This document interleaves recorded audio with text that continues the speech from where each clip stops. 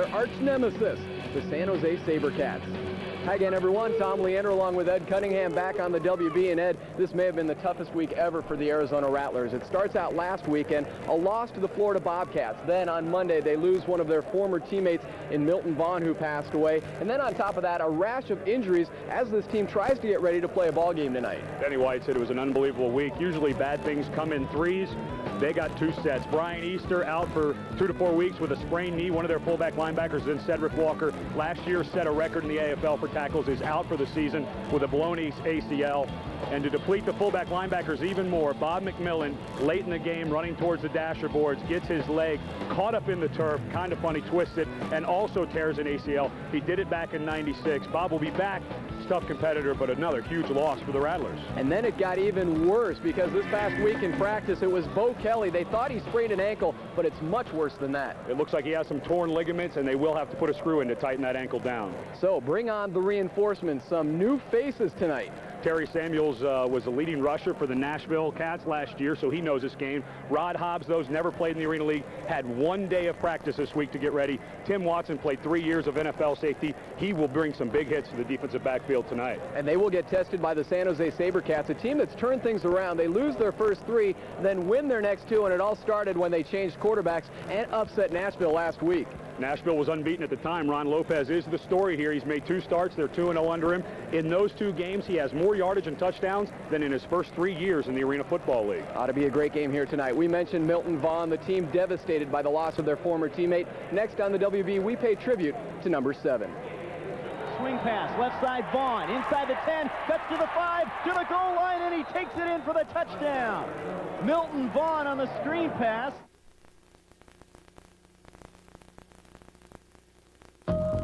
Dodge Caravan has always come with extra bonuses, and now Caravan comes with a few more, like low 1.9 financing, or choose $750 cash back. Plus, select customers get a Dodge owner's bonus for an additional $1,000 cash back, which means you could own America's best-selling minivan for as little as $16,370. Now that's a bonus you can bank on, but only for a limited time. See the friendly Dodge dealer near you. I can do it. I can do it. I can't do it. I can't stop smoking. Oh, that's a big surprise. Maybe next Monday. Sure. Maybe next year. Why not? Yeah, you know, cold turkey. Cold turkey. Ah, it's no use. I'm scum. Hey. You want to know something? What? It took you a long time to learn to smoke, right? That's true. It's very true. Yeah, but I worked at it. What makes you think you can quit? I don't know. Just like that. Quitting takes practice. I like that. Well, call us. We'll show you how to... The first thing I think of when I think of Milton is him catching a little underneath zoom route against Albany a few years ago in a tight game at the end of the game, and then just outrunning everybody to the end zone. He's what every coach would want every player to be. You know, a guy that just went out and worked hard every day, was consistent, wasn't the big talker. And I think I appreciated that about Milton more than anything, is the fact that he just did his job, did it very well, was a fierce competitor, but not outwardly. Inwardly, though, once you got to know him, you realized what a fierce competitor he was, and he's just the kind of guy that championship teams are made of. He will be on the mind and in the heart of every Rattler player and fan tonight. Milton Vaughn, a member of the Rattlers' '94 championship team, passed away this week.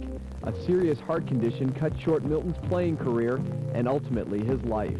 It's with a heavy heart that the Rattlers will try to carry on tonight. And I know that Milton Vaughn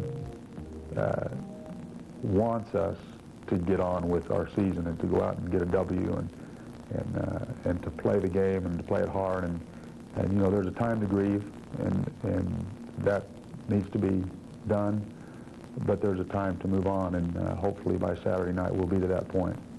Milton Vaughn will always be a member of the Rattlers family, and we dedicate tonight's broadcast to number 7. Number 7, Milton Vaughn. And just as I said, the fans remembering Milton Vaughn, and so too his teammates with the Arizona Rattlers, all wearing a patch number 7.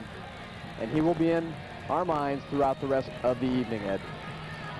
A lot of things that this team has to overcome. And when we talk about the keys of the game, brought to you by Circle K, the biggest one that they will have to overcome is the distractions. They have to realize, the Rattlers have to realize, this is a San Jose team that is in here. They're hot. They've beat a couple good teams in the last week, and they're here to play, so they've got to play. They've got to contain the receiving yards after the catch. Shalon Baker and Steve Pappen are two of the best in the AFL after the catch of getting yards. And finally, they need to protect the football. Hunky Cooper has fumbled away twice in the last 2 weeks on kickoff returns. Cedric Bonner had a fumbled snap last week that went for a touchdown. They need to reverse that trend and hold on to the ball. How about our Truly Nolan showdown? Your hometown exterminator, Truly Nolan, and there's the Lone Ranger, Cecil Doggett, a little lonely in the backfield these days. He's about the only defensive back left for these Rattlers, but he's a good one. He has 2 interceptions on the year. He needs to build on that. 4 pass breakups. He's going to be guarding one of the best. Steve Pappen, a former running back in the Canadian Football League and in college. He's turned into a fine receiver, but that running back in him is still strong. That's why he is so good after the catch. Number 1 in the Arena Football League in all-purpose yards, averaging 230 total yards per game.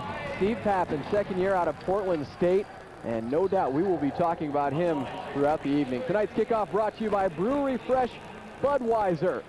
Cecil Doggett will be on special teams. Kyle Pooler will kick things off, the rookie place kicker of the Rattlers. Arizona coming in 4-1, started the season with 4 straight victories, losing last weekend to the Florida Bobcats. At the other end, the SaberCats lose their first 3, win their next 2, including, as we mentioned in the stand-up, the upset over Nashville, who also lost yesterday. So the Cats, a team that a lot of people thought would give Arizona a run for the Arena Football League title, they've lost 2 in a row. Arizona needs to worry about San Jose, though. Can't worry about all the standings around the Arena League. This game is huge. Kyle Pooler gets us started here at the America West Arena. Tom Leander along with Ed Cunningham. Game number 6 for the Rattlers, and Pappen goes down at the 18-yard line. Averaging 21 yards per return, 25 on that one for Pappen, who is shaken up on the opening kickoff. San Jose can ill afford to lose a guy that he was the MVP of the team last year after only playing in 6 ball games. It's good to see old number 71 back in action. Tom Gibson here, first action this year. He's been injured. There to make the play, him and Flint Fleming. Had to double team Pappen to take him down. Ron Lopez starting QB for the SaberCats. 2 starts, 2 wins. Complete out in the flat to Mike Maslowski. Maslowski, the fullback, linebacker for the San Jose team. Jim Walsh, the offensive coordinator, and those are the players he throws out there. Shalon Baker, another top weapon for the Cats. Marlon Brown has been struggling at center, gets pushed back into the quarterback quite a bit, so watch that matchup today with Darren Kenny at the nose guard position. Tonight's starting lineups brought to you by your Arizona Dodge dealers. 2nd down and 2. Lopez with Baker in motion. Looking deep, goes deep. Baker stops, comes back, and they call it incomplete. And now a touchdown. How about changing the call on the spot? They wave it incomplete, but Shalon Baker did appear to make that touchdown reception, and San Jose scores from their 2nd play from the line of scrimmage. Sean Parnell had good coverage. The ball severely underthrown. Can't tell from that angle if Baker came up with the catch, but the ball was thrown behind Baker. The initial call was incomplete. That referee was overruled. 24-yard touchdown strike. Lopez to Baker. Billy Stojanovic. Point after is good. San Jose SaberCats on their first possession rack up 7. Arizona Rattlers will try to tie them up. It's Lopez to Baker. Back come the Rats after this on the WB.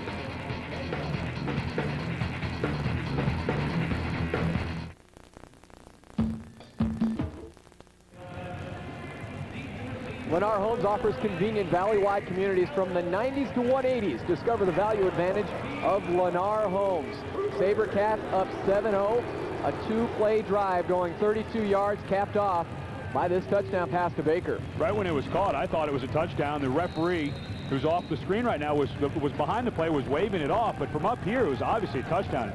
Nice job by Shalon Baker getting his arm underneath that ball. It was very similar to a catch we saw last week by Bernard Edwards of Florida. Baker came in second on the team in receptions. He and Papin, no doubt the two main targets for Lopez. Kick by Stojanovic, off the hard net, into the hands of Hunky Cooper. Here comes Hunky. And we have a wireless mic on Hunky, so you'll be hearing a lot more hitting again tonight. Last week, it was Bob McMillan. Tonight, Hunky's wired up. This is where this offense... Excuse me, Hunky. Get to the return. Not much blocking for Hunky Cooper. The last few weeks, there's been great blocking for him, but he just gets murdered at about the 8-yard line. You heard that. An incredible pop laid by the San Jose SaberCats. Cedric Bonner, Rattlers starting QB, getting started here, and Herb Duncan, as can be the case, drops some easy passes. He tends to make the tougher ones, but then has a tendency to drop ones that are right in his hands or in the breadbasket. Played with a lot of guys like that, namely Gary Clark was an all-pro, used to do a lot of that, make the impossible catch and then drop the easy ones. There's your offense, brought to you by your Arizona Dodge dealers. Last weekend, Ced Bonner against Florida in that loss. 30 of 44, 292 yards, 7 touchdowns, 1 INT, and 1 fumbled snap, which was really costly. 9-yard pickup there to Shakes, who comes up just short of the first down marker. Shakes had a great game last weekend as well, picking up 13 receptions. The San Jose defense, which is ranked number 5 in the Arena Football League, giving up only 45 points per game. Pat McGurk and Jones, the two defensive specialists, each have had an interception in the last 3 games. They've been huge. They're a big reason for the turnaround in San Jose. Tommy Jones has 3 picks on the season. 3rd and 1 for Bonner. Hands it off to Terry Samuels, his first carry as an Arizona Rattler, and they will have to check to see if this did indeed break the plane of that first down yardage. Took Terry Samuels off the shelf, dusted him off, got him ready. Terry's really worked himself into shape in practice. He's been with the Rattlers since the onset, but he had a little bit of a knee problem. They had to do some surgery on his knee, just some light cleaning up, and he's been ready to go for a couple weeks, but this is the first time that they've needed him, and they need him in a big way. He did get just more than a yard, enough for the first down. 1st and 10, Bonner looking deep to Shakes. They're in the zone, Rattlers rack up 6 more.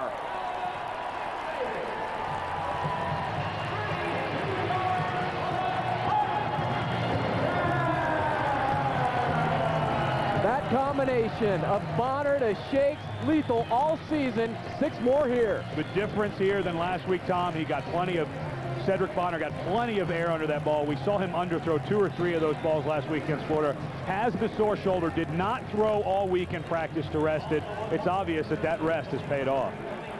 31-yard touchdown connection. Bonner and Shakes. On comes Kyle Pooler, former Cactus High star, to try and tie things up at 7. And he does so. 10:20 to go here in the first quarter. Calvin Schexnayder came in as the league's top touchdown receiver. He now has 19 on the season. Bonner whipping it good to his main man.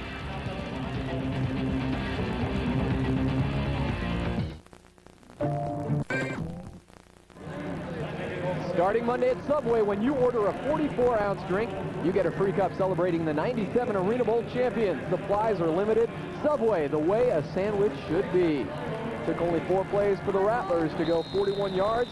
Shakes taking in 31 of them on the touchdown strike from Bonner. Pooler's kick to Steve Papin. Hits the soft net.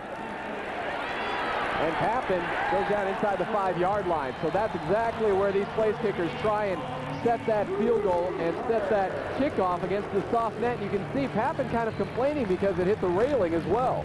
There's a railing right behind that soft net. If it hits that railing, it's a dead ball. He had to wait another second. And that's why the Rattlers were able to get down there so fast. Hunky doing a great job of fighting off Shalon Baker, the blocker, and making that tackle. But because it got caught up on that rail, it gave the Rattlers that extra second to get down and make the tackle. Papin went 24 yards on his first return, only 10 on this second one, thanks to the great kick by Pooler.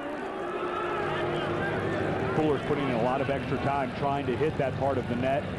Sat with Gene Nuno the other day during practice, the vice president, and every time it hit that, he's like, oh, I love that sound. When it would come off hard, I don't like that one so much. But it makes a sound when it hits that net like it's almost catching the ball, because he knows that extra second makes such a big difference in your kick coverage. And against a guy like Steve Pappen, you need all the seconds you can get. Ron Lopez and the San Jose offense back to work at the 5-yard line. We're all tied at 7 here at the America West Arena. Rattlers and SaberCats. Lopez fires right side. Doggett pops Pappen against the board. They're calling reception. Doggett complaining. 15-yard hookup. As we talked about, one of our keys of the game is make sure that you make the tackles. Ooh, that's either a fumble or an incomplete pass. That's awful close. Now, if he picks it up off the boards, though, that is a live ball. So if we couldn't see from that angle, but if he catches it off the board, it's still live and a completed pass. 1st and 10 now for Lopez, who's looked sharp. Nobody deep, and sack. Down goes Lopez. Flint Fleming in on the stop. And Fleming will get credit for the sack. So Lopez, plenty of time in the pocket, looked deep, looked short, and then Fleming put him to the turf. Lopez still trying to break himself into this offense. He had Kyle Gary wide open in the right flat. Watch him look left the whole way. Never looks right. Kyle Gary is wide open. Nice job by Flint Fleming getting around the right guard, because Lopez had somebody open, but again, he's trying to get settled in this offense. Never looked right where he had a man open. Flint Fleming with 3 Arena Bowl rings, picking up the sack there. They lose 6 yards. Lopez pumps and throws incomplete, intended for Pappen. It will be 3rd and 16. Rattlers defense, they are simplifying things once again this weekend with defensive coordinator Doug Kay. Cecil Doggett is part of that matchup we talked about at the outset, him versus Steve Pappen. It's obvious that Doug Kay knows Cecil Doggett's the best cover man he has, because Cecil Doggett is blanketed all over Steve Pappen at the outset of this game. Last time on 3rd down, San Jose went for 6. 8 minutes to go here in the 1st quarter. All tied up at 7. Lopez fires too deep. Looking for Shalon Baker. Shadow there by Herb Duncan. 4th down, and Billy Stoyanovich and the field goal unit will come on. That's 2 plays in 1 drive. That the pressure by the defensive line. Here it's Terry Samuels getting a shot on Lopez right as he throws the ball. Made him deliver it high and wobbly. Lopez looks a little shaky at the beginning of this game. This will be a 51-yard field goal attempt. Career long for Stoyanovich is 56. So he has the foot. The brother of Chiefs place kicker Pete Stoyanovich. It's up, and it's good. It didn't even touch the net. It went right between the uprights, through the net. Nothing moved, but it's 3 for Stoyanovich and the SaberCats. 51 yards for number 10. SaberCats up 10-7. Rattlers get it back after this.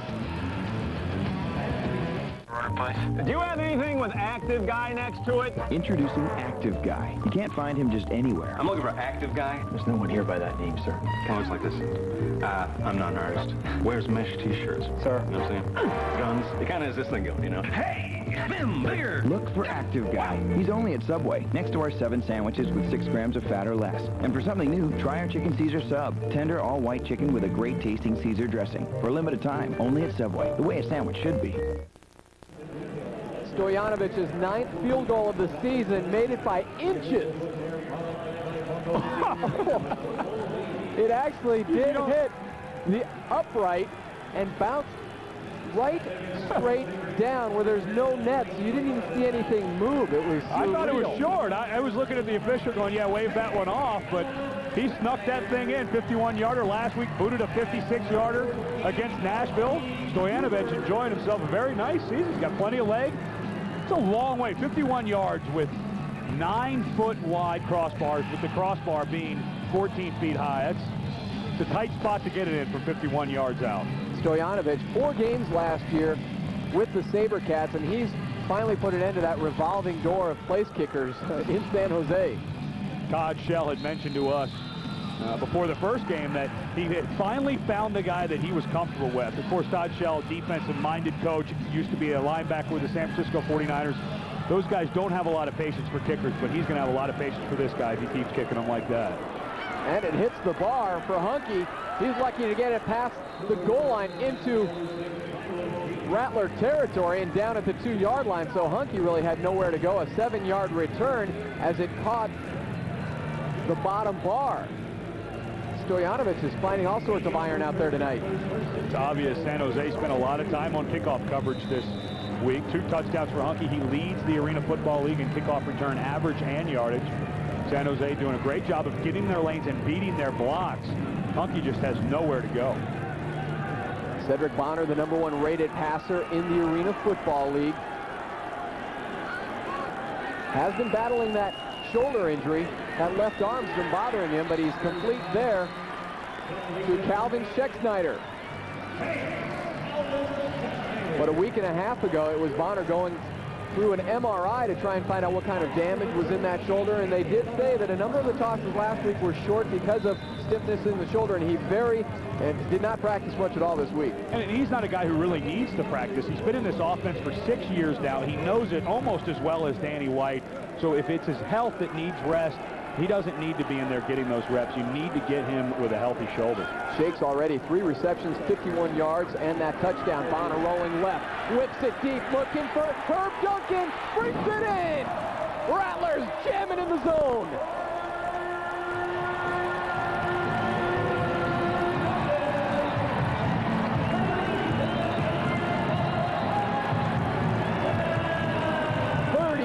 Yards, and Herb Duncan brought this one in. He dropped one earlier, but he kept his eyes on this.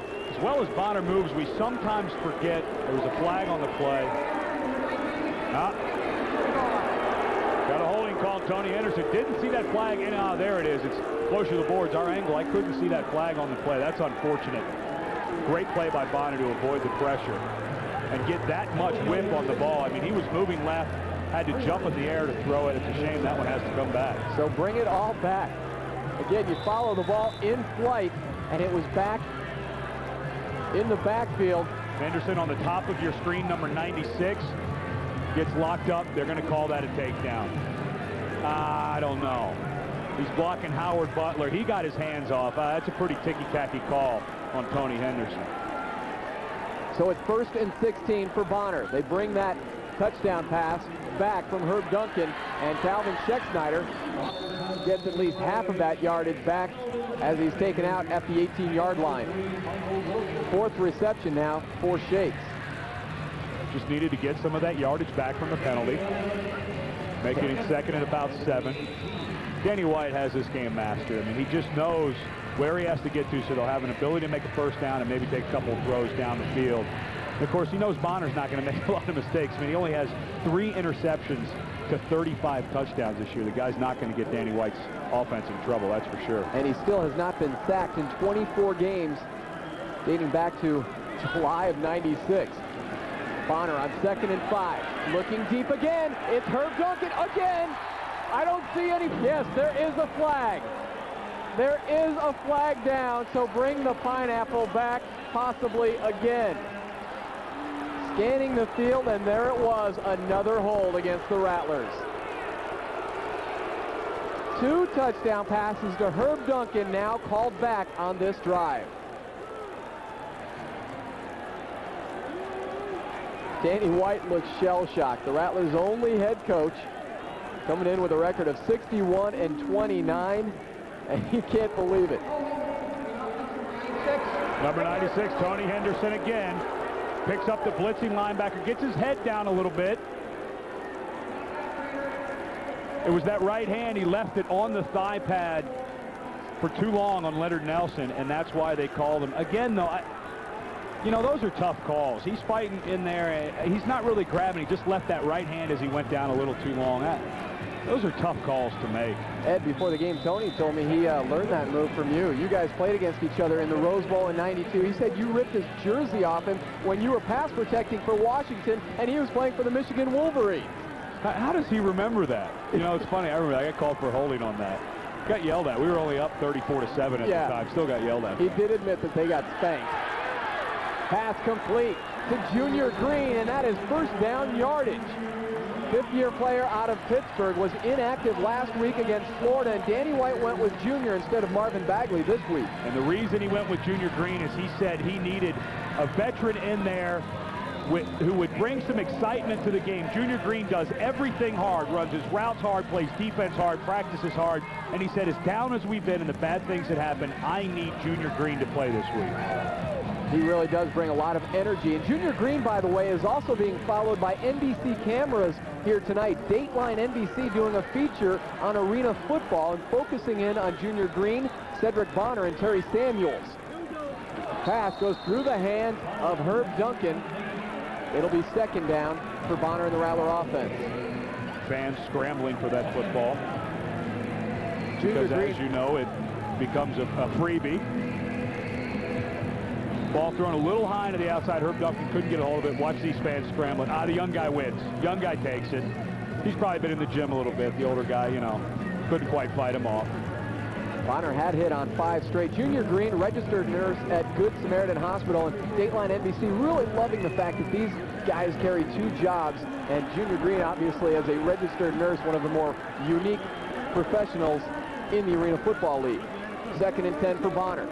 Scheck-Snyder, crossing, middle, in and out of his hands, and you will not see that very often. I can't remember the last time that a pass from Bonner to Shake bounced off his shoulder pads. Great protection by the offensive line, allowed Calvin to run a double move route. He acted like he was running post, came back to the out. The mistake was he didn't try to catch the ball out in front of him enough. He let it get into his hands, into his shoulder pads, and when it hit those pads, they're hard plastic, it's going to bounce right out of there. That was a mistake. Usually Calvin with good hands is going to catch the ball way out in front of him. That time he let it get too close to his body. So Cedric Bonner has had 2 touchdown passes to Herb Duncan taken away, and then a third bounced right off of his main target, Calvin Scheck-Snyder. It's amazing. They're still in this drive, though, Tom. Third and 10 now for Bonner. Pressure, nearly sacked as he was thrown to the turf by Leonard Nelson. Bonner had no time on that attempted pass. Leonard Nelson just came charging through that offensive line of the Rattlers. It's a shame, Tom, because that would have been touchdown number 4 in this drive. The pressure by Leonard Nelson, but Calvin Scheck-Snyder was wide open down at the end, down in the end zone. Rod Hobbs just brought in at fullback. Didn't do a good job of picking up Leonard Nelson. They've had to simplify things with him in there, and now they have to try a field goal. 37-yard attempt for Kyle Pooler. He had a 53-yarder last week against Florida. This one is up and good. Give it to him. Kyle Pooler knocks it through from 37 yards out. He matches Billy Stoyanovich. Field goal for field goal. Rattlers and SaberCats now tied up at 10. 1 minute, 11 seconds to go here from the Purple Palace. Back after this, we're tied at 10. On Walker. And on WB61 and Cox Cable Channel 6. Danny White's place kicker just knocked one through from 37 yards, and Lennar Holmes donating $100 to Rattler Charities. Interesting, too, Danny White comparing the San Jose SaberCats team to the Chicago Bears of the 80s because they really rely on their defense to win the games. They ask their offense, just don't lose it for us. Well, they found a quarterback in Ron Lopez, the San Jose SaberCats did, who does just that. He doesn't throw the ball away. He doesn't throw interceptions. He will just throw the ball away. We've seen it already a few times tonight, but I asked Danny, do you think that can be an effective means to have a championship team in the Arena League? And he said, no, I don't think so. Yeah, a league that's bent on scoring. Arizona's Budweiser distributors reminding you to drink responsibly, know when to say when. Steve Pappen still free in the end zone and now taken down for the touchback. Cecil Doggett finally wrapping him up, pulling him down by the ankles. It's good to see there are a few players on this Rattlers team who are really stepping it up. Junior Green was the first guy down there flying around on special teams. Pappen struggled with this ball early, couldn't get a handle on it. That's coming out of that soft net again, as we spoke about earlier. Junior Green trying the old trip action. and Doggett makes a play. That is not a safety, unfortunately. They bring it out to the 5-yard line where San Jose will start their offense. But there's that energy again by Junior Green. He always seems to be the first one down on kick coverage. Let's just hope it wears off on everybody else. Under a minute to go here in the first quarter. Pass complete to number 22, Melvin Phillips, second-year player out of Texas A&M Kingsville. And Melvin Phillips joining the offensive fray for San Jose. So we've seen Shalon Baker and Steve Pappen. Now they go to Melvin Phillips. Melvin Phillips, a huge guy at 6'6", 210 pounds. Ron Lopez, 6'5". They're about seeing eye to eye down the field. So big target. Lopez may try to find him underneath quite a bit because he plays that slot position, does Melvin Phillips. Lopez, 4 of 6 here in the early going. And the touchdown strike to Shalon Baker. Pass to Pappen, and Pappen wasn't ready for it. He had him wide open over the middle, but Pappen a little slow in checking out his quarterback, and time runs out here in quarter number 1. Ron Lopez and the SaberCats will have it 2nd and 10 to begin the second quarter. Both teams with a touchdown and a field goal to begin the festivities here at the America West Arena. Second quarter on the way. Till Tuesday at the Room Store. Get incredible super buys on name brand furniture and bedding. And get super financing with no interest and no payments till January 1999. Get a super buy on this casual sofa, only $387. This ultra contemporary sofa, only $487. This luxurious Southwest sofa, only $587. Or this plush dual reclining sofa, only $687. Don't miss super buys now. And get no interest and no payments till 1999. Only at the Room Store. At the Room Store. We were never big sports fans. We'd follow the Suns, you know, watch the big games, playoffs. But that's really changed. I mean, there's the new ballpark and the arena. And we're becoming sports fans. The more you know about the game, the more you want to know what's going on. Right. That's why we like Cox Cable. I mean, they just have so many games, and there's so much more information, and they just have better coverage, don't you think? Call Cox Communications today at 277-1000 and get free connection. Okay, let's get back to hockey news. Hobby Boolin? Mm-hmm. Good job. Gesundheit. Who's that? That's right. I know I shouldn't. We're knotted up at 10 as we head to the second quarter. Upcoming schedule brought to you by the Phoenix Airport Hilton. Phoenix Airport Hilton is the official host hotel of the Rattlers in a short week for Danny White and company as they head to Portland on Wednesday for a game Thursday. A team that they haven't seen this year. You know, if there's a short week and they're playing San Jose again, or a team that they've already seen, it'd be easy to get ready. But Portland, a big surprise. They're pretty tough this year after struggling through last year. We talked about a short week, too, and the Rattlers and Danny White in preparing for this game here tonight. They normally practice the day after a game, which meant Sunday. Then Monday's their day off, and they took Tuesday off with the death of Milton Vaughn. So really 2 days off and kind of a short week this week as well. And they've had to simplify things, not only because of the new people, but also because of the short week. Ron Lopez on 2nd and 10. Fires incomplete again, looking for Pappen. So the Rattlers secondary playing strong. Cecil Doggett on the coverage. Danny White, when we talked to him earlier in the week, was talking about bringing in Tim Watson and Junior Green and the enthusiasm they would bring. Well, Cecil Doggett's always played with a lot of emotion, and he's doing it again tonight. Good break on the football. If Pappen even would have made that catch, it would have been a very short game. Third down now for the SaberCats. Perennially, they have been slow starters, and then have come together late in the season. Thus, Todd Shell and company 0-3, winning now 2 in a row, trying to get back into the playoff picture. Lopez, and it is complete for first down yardage. Along the sideline, it goes to number 2, Kyle Gary, the rookie out of Idaho. Kyle Gary not getting a lot of work this year. It's only his 5th reception on the season. No pressure whatsoever on Lopez. Good job by Gary going down to get the ball, and Wisely gets up and tries to make a run for it. Ball thrown a little to the outside. Lopez struggling with his accuracy tonight. He's thrown a few floaters, few balls high, and that one he throws down in the dirt. If he can start getting the ball to these dangerous receivers underneath, then they can start making things happen after the catch. Only the 5th reception this season for Kyle Gary. Lopez on first down, goes again to Gary, but in and out of his hands. Again, Lopez, I don't know if he's nervous being on the road in front of a big hostile crowd, but there's about the 5th ball he's thrown tonight, high. And that one, Kyle Gary, who only goes 5'10", couldn't quite get up and catch that ball. Gene Nuno was comparing Ron Lopez to a Joe Kapp, or, you know, Danny White, kind of like a Jim McMahon. It's a scrappy quarterback, maybe not the prettiest quarterback you will see, but he's effective, and again, he's not been intercepted. He only has 3 interceptions on the year versus 13 touchdowns. He's been sacked 4 times, though, and that does start to rattle a quarterback a little bit when there's always people in your lap. Melvin Phillips on the fly. Second down now for Lopez. A lot of time. He looks for Pappen, and it's knocked away. Sean Parnell with the pass deflection. You always get a little nervous when you see a defensive back come around from behind a receiver. Last week we saw Kevin Knox get called for interference, making a play very similar to this. Lopez getting happy feet in the pocket. There was no pressure to speak of, and he's dancing around like there's 6 or 7 guys. Parnell, excellent job of leaving that left hand off of Pappen's back. Sometimes the refs will just call it even if you just touch him. Parnell, heads up play, don't even touch him. Parnell, of course, a defensive back by trade. Kevin Knox, the receiver we talked about, so he may not know how to do that yet, but an excellent job by Parnell to not get the pass interference call. Parnell filling the void with the loss of Randy Gatewood, still out with a separated shoulder. Pass complete to Gary. Gary is still up and now down at the 15-yard line. It will be 4th and short for San Jose. Decision time for the SaberCats. Do they bring on Stojanovic or do they go for it? And Todd Shell is still trying to decide, he and his offensive coordinator, Jim Walsh.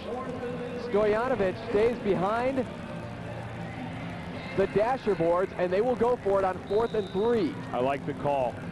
I really like the call. This is a team struggling for an identity. They've got a new quarterback, only been starting. This is only his 3rd start for them this season. I like the call. Show confidence in your offense. Show this team you want to win as much as they do. Sam Hernandez calling himself tight end along the left side. Pappen and Kyle Geary split out wide right with Melvin Phillips. Lopez needs 3 yards. Goes to the end zone. Incomplete. Cecil Doggett, the man on the spot in the end zone, and the Rattlers take over. Cecil Doggett has been huge tonight. He's drawn tough duty covering Steve Pappen. A little guy, 5'10", 190. Pappen is as shifty as they come, and Doggett has been all over him all night long. He almost picked that one off. I still like the call by Todd Shell. Go for the end zone. Go for the jugular. But Doggett, there's just nowhere for that ball to be thrown. Excellent coverage by Cecil. Cecil Doggett frustrating Todd Shell. And Doggett, we called him the Lone Ranger earlier tonight because of the loss to Cedric Walker, out for the season with a knee injury. Randy Gatewood not out there. And Doggett is definitely the leader. Lopez, by the way, just 2 of his last 10 passes with that incompletion as Cedric Bonner takes over now for the Rattlers. 1st and 10, we're tied at 10. Bonner looking deep. It's the long ball. Overthrows Calvin Scheck-Snyder. Oh, boy. And no flag on the field. Over 14,000 fans want to see some linen down on the turf, but they don't get the call. Good for Calvin, just walking back to the huddle, not saying anything. But Tommy Jones, number 5, gets away with one here. Kind of goes through Calvin to try to knock that ball away. Ball may have been uncatchable, not Cedric Bonner's best pass by any stretch of the imagination. But Tommy Jones hits Calvin in the head, grabs his shoulder, and gives him a push. Unless that official thought that ball was uncatchable, he has to throw a flag on that play. Bonner now 0 for his last 4 after hitting 5 straight. Goes short to Herb Duncan. Herb, if he would have gotten his feet back under him, would have had 6. Instead, they'll settle for a gain of 9 yards. It's unusual to see Pat McGirt, number 4, All-Arena in 95 and 96. It's unusual to see him make that mistake and not make that tackle. Hunky Cooper with the wireless mic. Let's check out the play. Go. Get up a little bit. Don't be too deep. Right next loop. 5:32. 3rd and 1 for the Rattler offense. X loop will put Calvin in a loop motion to the other side of the formation.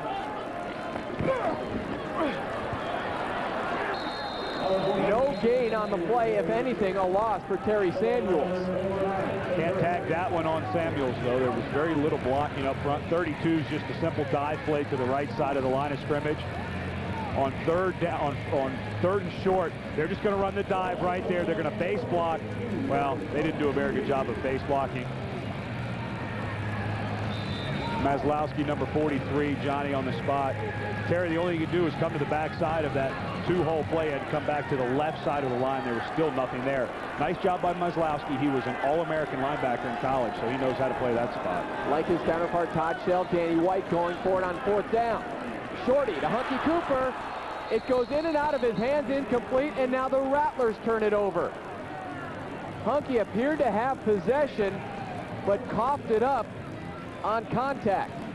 In a game that basically becomes a fast break, you cannot afford to not score after getting the ball back with no score from the other team. Hunky Cooper has struggled of late holding on to the football. We talked about at the outset the 2 fumbles he had and the 2 kickoff returns the last 2 games. Here, pretty simple catch. He's going down, I realize that. But again, he lets that ball get into his shoulder pads. Those shoulder pads are hard plastic. They're not soft hands, and it's going to bounce out of there if you don't catch the ball out in front of you. Danny said Hunky needs to practice, needs to stay sharp. Feels he loses that edge when he doesn't practice, and he's been injured with a shoulder injury and an ankle sprain. Mike Maslowski still going all the way into the end zone for San Jose. He kept spinning and barreling his way to the end zone, reminiscent of Florida last week as the Rattlers gave up a big touchdown run to Travis Pearson.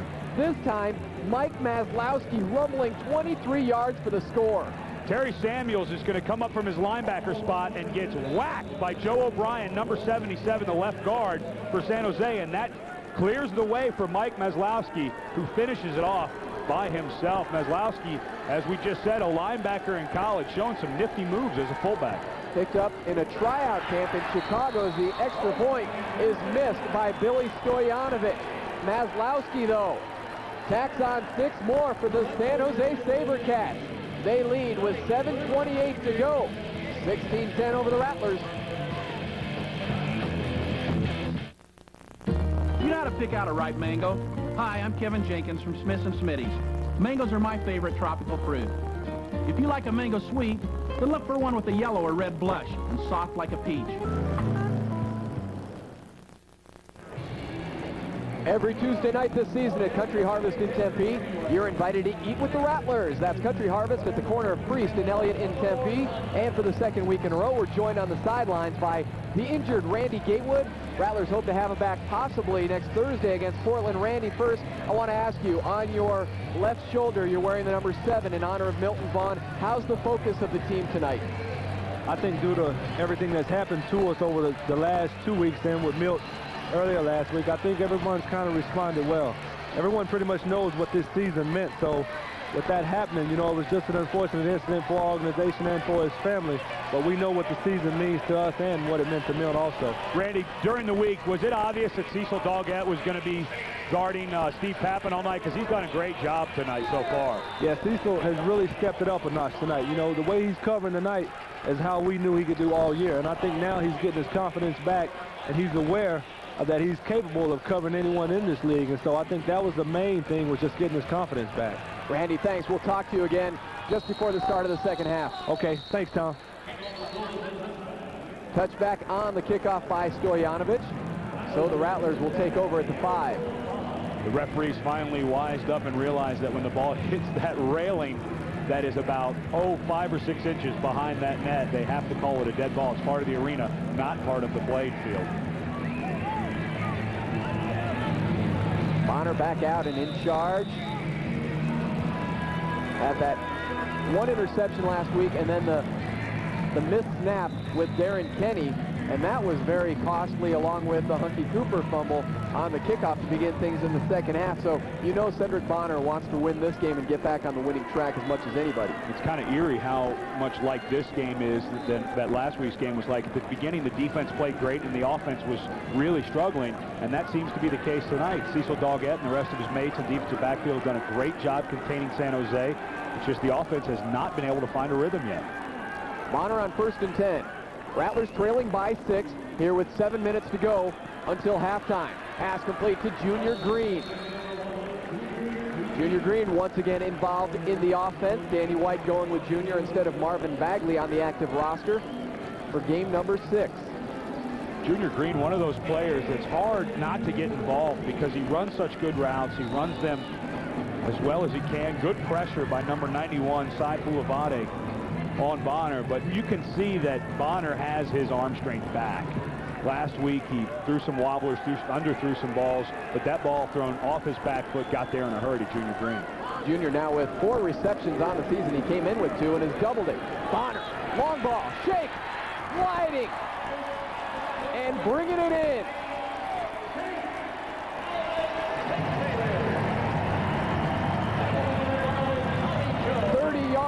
Hookup between Shake and Bonner. Notice the difference between the touchdown pass that Calvin dropped earlier that he let get close to his body, and then this ball that he puts his hands out in front of him as he's going down, does not let the ball get to his body, and hauls it in. Great concentration by Calvin Scheck-Snyder. So the Rattlers, 1st and goal from the 7-yard line as Shake's now 5 receptions here in the first half. He's averaging over 10 a game.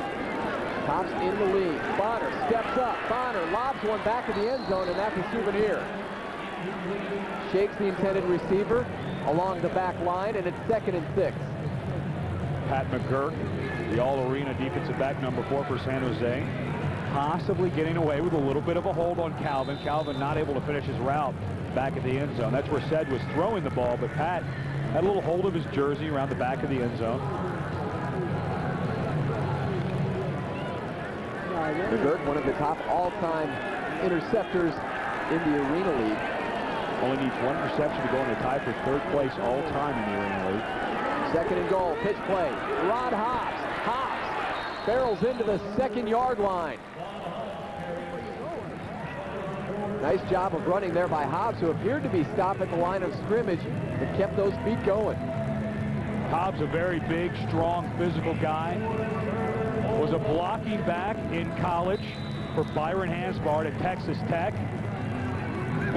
Runs right over the top of Tony Henderson trying to fight for the end zone. Those are sore ribs for Tony Henderson. When you're blocking for a guy and you're fully extended, it really hurts to get a helmet in the ribs. Pick up a 4, 3rd and 2. Back to Hobbs into the zone for 6.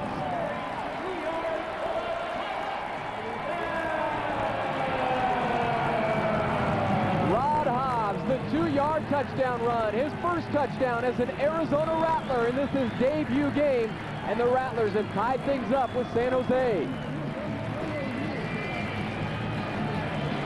Great blocking on the left side. Mark Tucker is going to destroy the defensive end to his side of the ball. Just a base block. Watch him drive his feet and pound Joe O'Brien right into the turf, creating a beautiful lane for Rod Hobbs to rumble right into the end zone. Extra point by Pooler is good. Lennar Holmes donates another $25 to Rattler Charities, and Arizona reclaims the lead.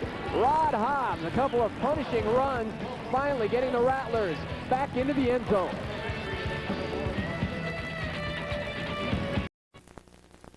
The kick of 130. Channel 6.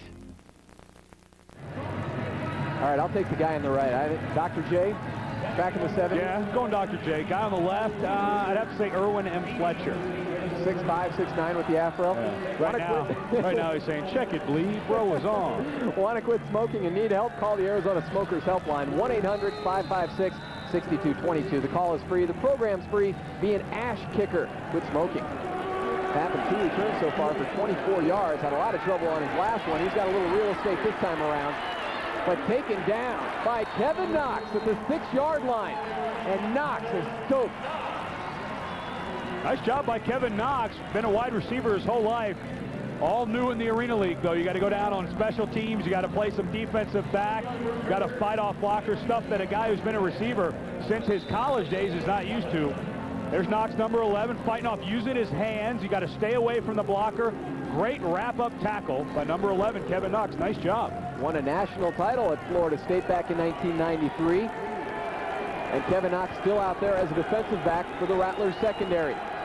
1st and 10 for Ron Lopez and the SaberCats, trailing by 1 to the Rattlers. Lopez goes deep, complete. Shalon Baker, and Baker goes down at the 21 of the Rattlers. Shalon Baker, the 1995 Outstanding Canadian Football League rookie as a receiver, had 79 receptions that year, and just showed Kevin Knox why he is such a good receiver. Kevin has pretty good coverage. As he started to run with Baker, though, Baker put the brakes on and ran that little out pattern. Knox, nice job, though, staying in position to make the tackle. Remember at the outset, we talked about Baker and Pappen yards after the catch. That was a nice job by Knox, even though he got beat, to make the tackle right there. 23 yards on the pass play. It goes to Pappen. Pappen popped him down at the 5. And there you go, Ed, yards after the reception. Jim Walsh, the offensive coordinator, realizing how dangerous these guys can be. This is just a quick drop and pop pass to Steve Pappen. They just quickly get it out to him and see what he can do. He picks up about 8 yards after that catch. That was the same play they tried earlier at the end of the first quarter when Pappen wasn't looking at Lopez, went right through his hands. That's a lethal play. You think Lopez walked up to him after that play, or before that one, and said, hey, this is the one I'm going to throw it to you really fast, so look at me, okay? First and goal from the 5. Pappen in motion. They'll hand it to Pappen, the team's leading rusher. Pappen still charging ahead and down at the 3.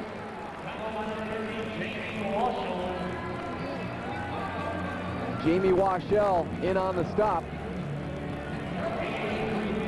They'll give him 3 yards and mark it at the 2. Second and goal now for San Jose. Steve Pappen was an All-American running back at Portland State, and what they do is to use Leonard Nelson as a blocking fullback. They bring Pappen in from his slot receiver position in motion, and he actually lines up almost in the I formation. Nice little wrinkle they have. There it is again. They go back to Pappen. Washell stops him. He and Cecil Doggett wrap up Steve Pappen and throw him for a loss. Huge defensive play there by the Rattlers. They run the same play twice. There is Steve Pappen. He started over here, motion. Now Leonard Nelson's going to become his blocking back. But this guy right, Jamie Washell, he's got a different idea of what he's going to do. Gets outside of number 97, Howard Butler, does not get himself blocked. He has contained on that play because he's the last defender to that side. Nice job by Jamie Washell, who was a defensive lineman in college. Still playing good defense in the Arena League. Loss of 4 yards, so it's third and goal now from the 6. They go back-to-back running plays to Pappen. Now from 6 yards out, you have to think... Operator, put the clock at 103. 103, a timeout was called by Arizona. 103. So they'll tag on another 3 seconds. The clock was stopped with 1 minute to go here until halftime. And apparently the Rattlers called timeout. 3 seconds, not exactly an eternity in this game. As fast as this game moves, boy, 3 seconds. It's about like a 1/10 of a second in any other sport. I don't know if Danny's trying to utilize that timeout to get another stop in the clock at the 1 minute mark.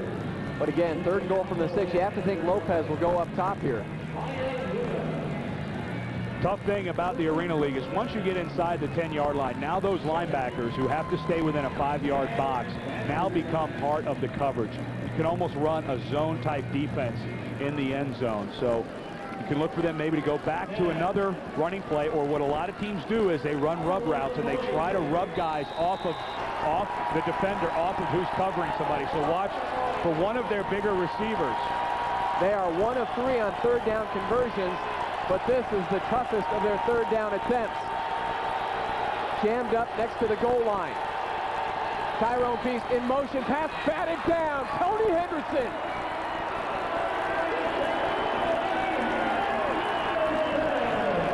The Arizona Rattlers defense with a huge stop once again. San Jose again trying just a quick drop back and get rid of the ball. Tony Henderson, excellent job of stopping his rush. Once you see the quarterback set his feet and go to throw it, stop your rush and get your hands up. Henderson read the quarterback the whole way. Excellent job. All Big Ten defensive linemen in college. Trained pretty well up there, I guess, at Michigan, but not when they played the Huskies. Third pass deflection this season for Tony Henderson. 22-yard field goal attempt for Stoyanovich. Wide left, the ball's hot, and flags are down.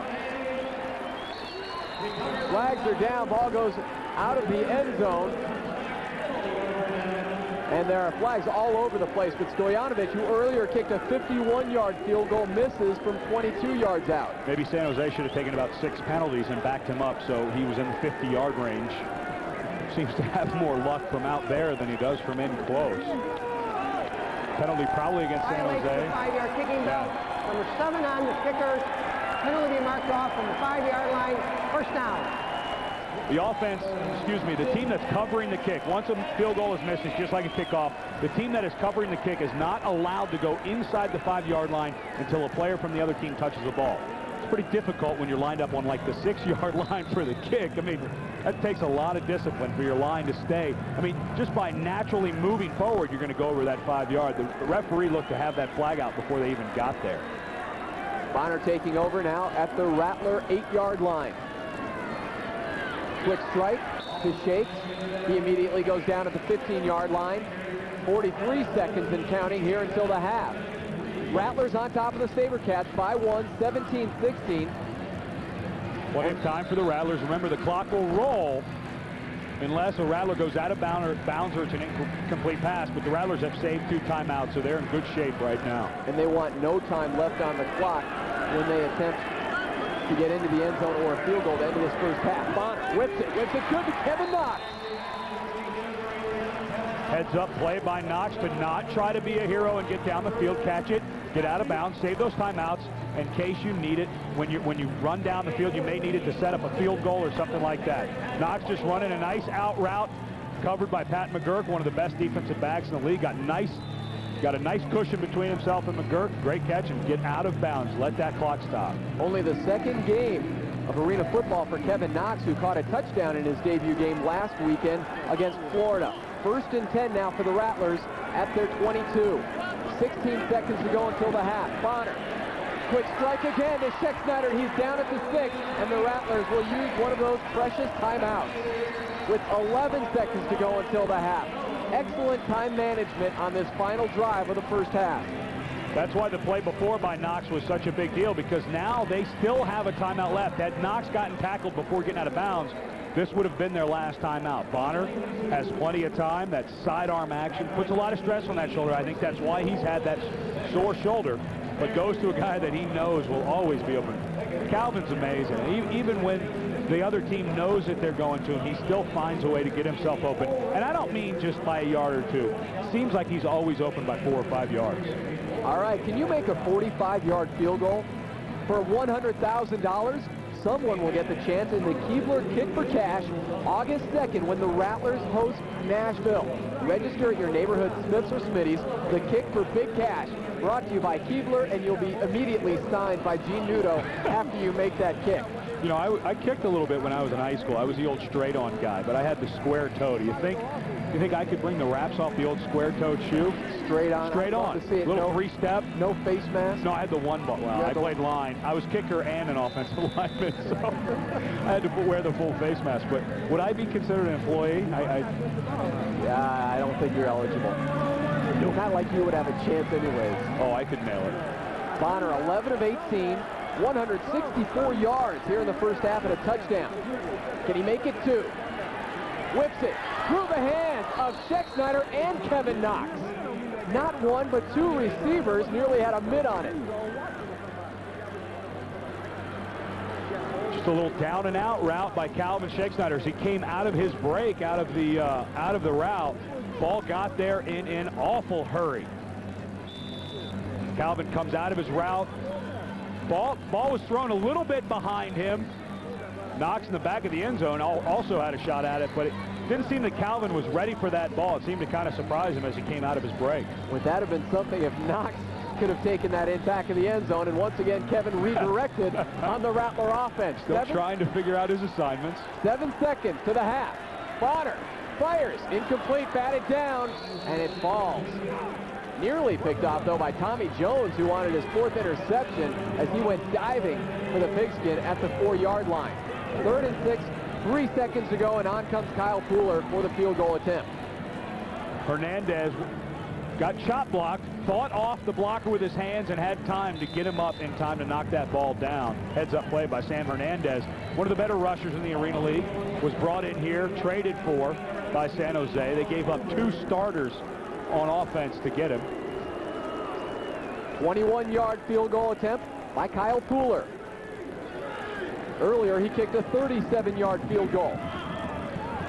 Time runs out in the first half, and Pooler, nothing but net. 21-yard field goal to end the first half.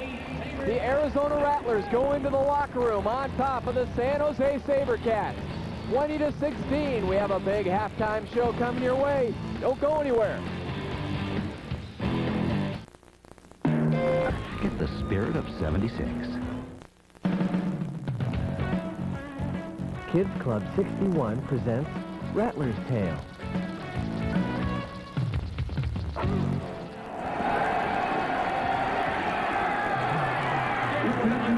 Touchdown, Arizona. Bonner still perfect. Said Bonner is the Rattlers' golden gun. A healthy number 13 is a must if the Rattlers are to repeat as Arena Bowl champions. The Arizona Rattlers field general was back in tip-top shape this spring after suffering a broken ankle in last year's playoff game versus Tampa Bay. Last year's championship was bittersweet for Said, who had to watch the game from the sideline. It was difficult personally, but you know, you play a team sport, and you know, and you trust your players and the guys that are on your team with you, they've all made the same sacrifices you've made. If the situation, you know, was the other way around, I would hope he'd be in my corner, and I know the kind of person down here if he would be, and I was in his corner 100%. Bonner has complete confidence in his abilities on the field. Said's left arm has even attracted the eyes of some NFL scouts. Bonner starts good lead to number 8. Had a trial with the Dolphins, and it's been pretty close, but it's really exciting playing here when I'm playing with the Rattlers, and the league's growing. It's been a blessing to be at this level. With a healthy team, Said likes the Rattlers' chances to repeat, but he knows everybody will be gunning to take down the defending champ. Each night, you know, we're going to find every team at their peak level. You know, they want to beat the world champs, and, you know, we want to accept those challenges and go out and play hard and meet them every night. That's your Rattler's Tale. I'm Michael Gay, WB61 Kids Correspondent. This has been a Kids Club 61 Rattler's Tale.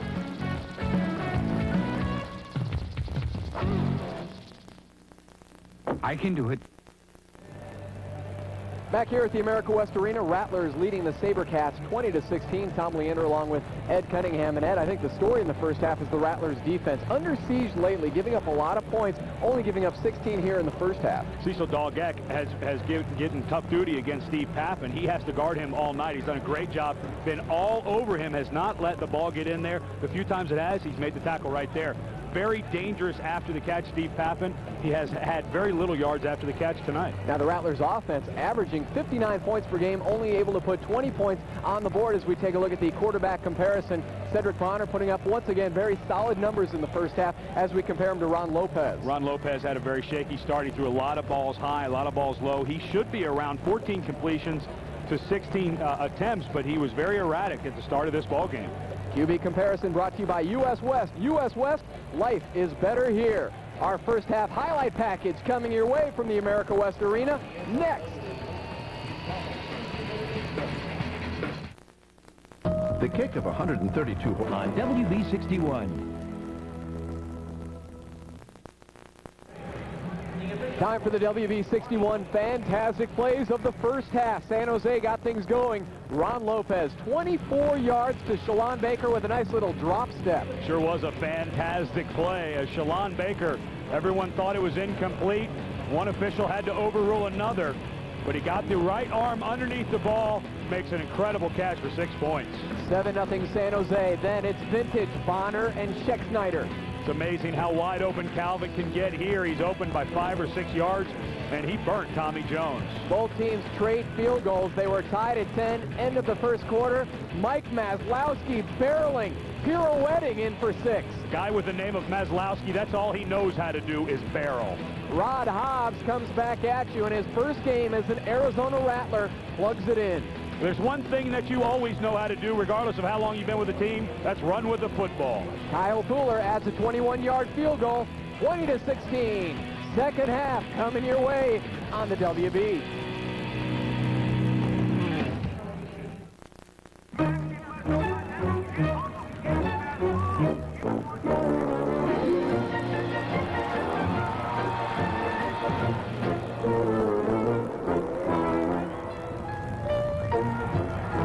should be able to go where I want, when I supplies last.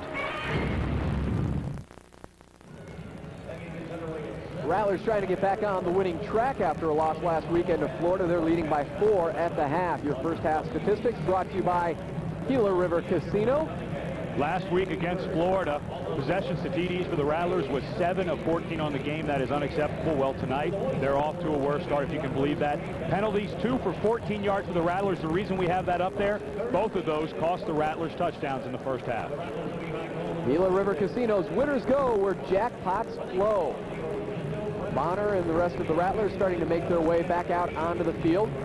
4-1 on the season, and as we mentioned, this will be a short week after tonight's game against San Jose. Only a couple of days to prepare for the Portland Forest Dragons, a much improved team. It's nice sometimes to have that short week, though, Tom, because you can forget about a lot of the things that have gone wrong, and we know how many things have gone wrong for this team in the last week. You can forget about it. It's so hectic and it moves so fast. You can finally just concentrate on football. But the Rattlers really have done a pretty good job with all things considered tonight. A bunch of new players stuck in there by Danny White, Rod Hobbs on offense, Terry Samuels on offense, both fullbacks, Tim Watson in the defensive backfield. Seems those guys have done a good job picking up their assignments and playing very, very hard tonight. Well, our Cub reporter back on the sidelines, Randy Gatewood, fresh out of the Rattlers locker room. And Randy, thanks again for joining us with the Rattlers leading 20-16 at the half. What was Danny's message to the team in the locker room?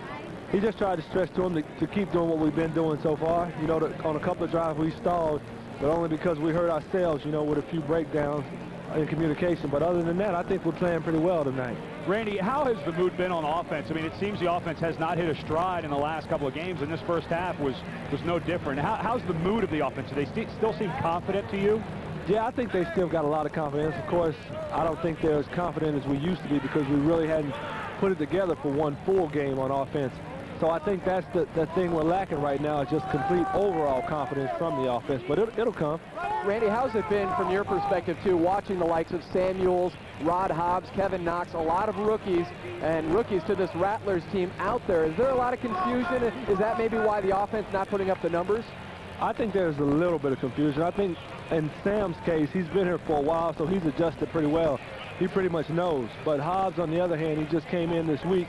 So I think he's got a few gray areas in there, you know, where he's kind of unfamiliar. But other than that, I think those guys have played pretty well, you know, considering the circumstances they've been thrown in the fire right now. Randy, one last thing from me. Can I see a double bicep shot? Come on, throw me, please.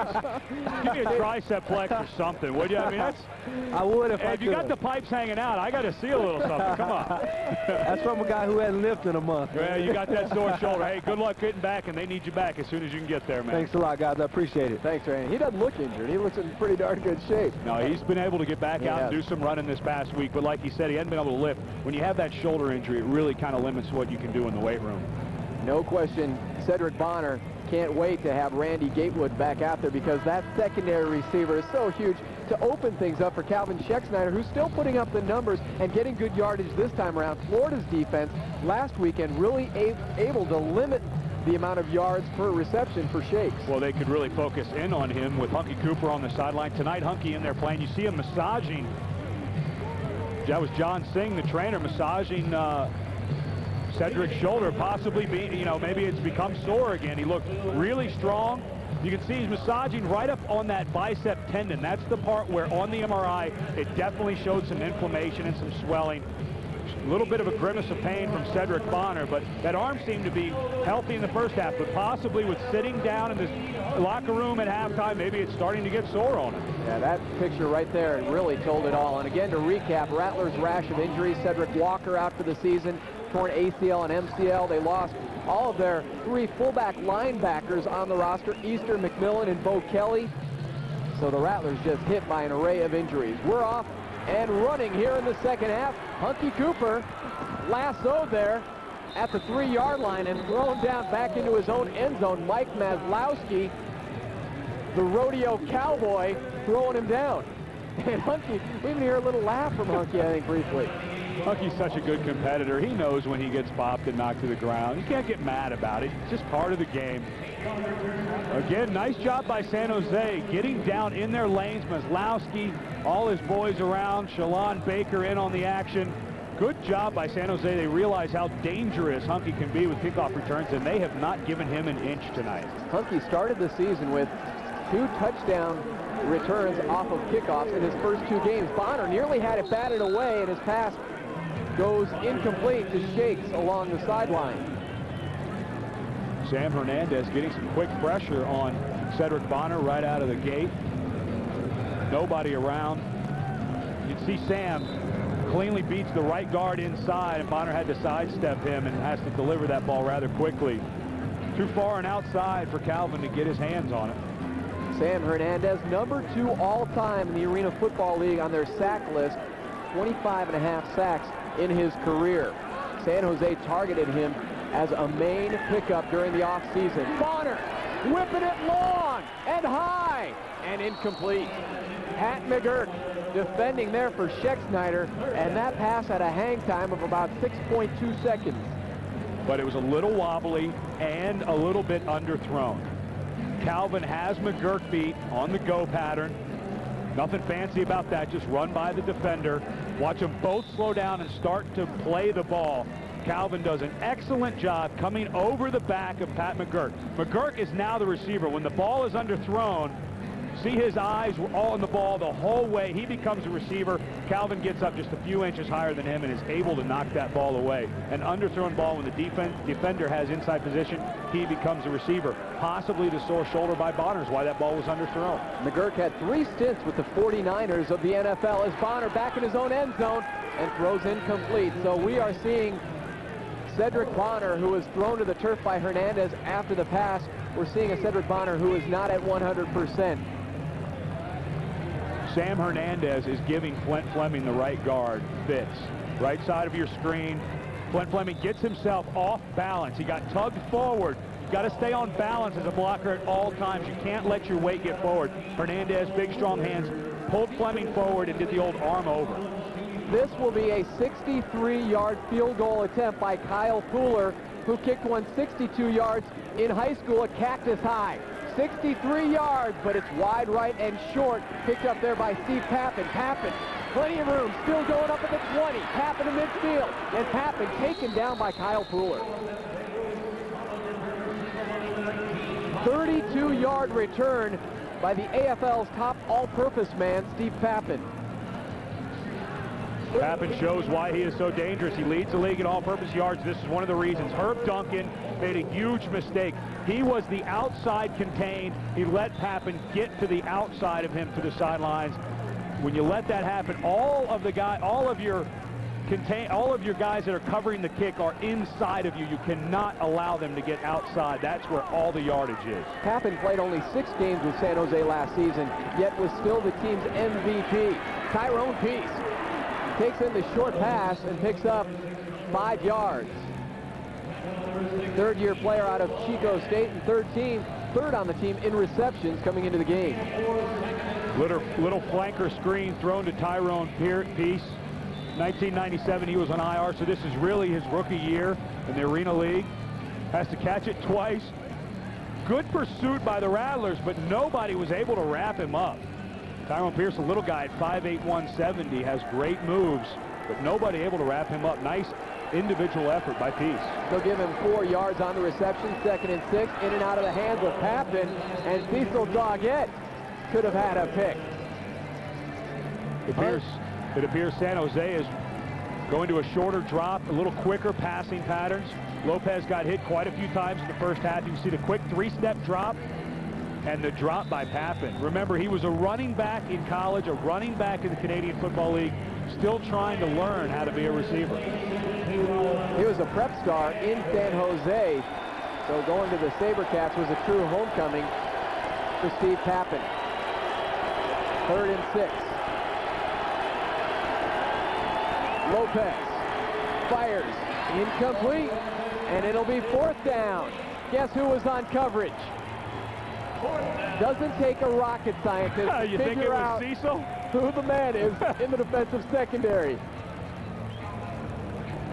Well, Cecil got away with a little something here. He looked like he might have had a little piece of Pappen and got him spun around, but Lopez, again, accuracy has been a big problem for him tonight. He waited very long to throw that ball, excuse me, Doggett, great coverage. I apologize, did not have his hands on Pappen.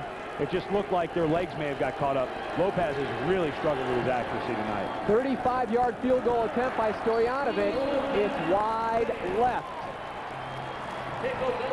No good for Billy Stojanovic. And San Jose cannot cut into the Rattlers' lead, 20-16. The score remains with the Rattlers up by 4 as Arizona's Budweiser distributors reminding you to drink responsibly. Always know when to say when, courtesy Arizona's Budweiser distributors. 9:57 to go here until the end of the third quarter, and the Rattlers trying to end San Jose's 2-game win streak. It's almost like the Rattlers have 4 or 5, maybe 6 lives tonight. There's been quite a few opportunities for San Jose offensively. They have not been able to capitalize, mainly because Lopez, their quarterback, has been really inaccurate tonight and hadn't been able to find his receivers that can hurt him. Pass goes through the hands of Hunky Cooper. This is the second meeting of the season between the Rattlers and San Jose. They met in game number 2 back in San Jose with the Rattlers winning comfortably. Danny White's team winning by 19. And the last 3 meetings between the Rattlers and San Jose, Danny White's team has dominated Todd Shell's club, winning by a combined point total of 65 points. Rattlers are averaging 59.4 points per game. They only have 20 with 9 minutes left in the third quarter. They are not clicking tonight. And Bonner has missed on his last six passes. Pumps. Bonner in his own end zone. Whips it to Shakes. Complete. Huge pickup down to the 15-yard line.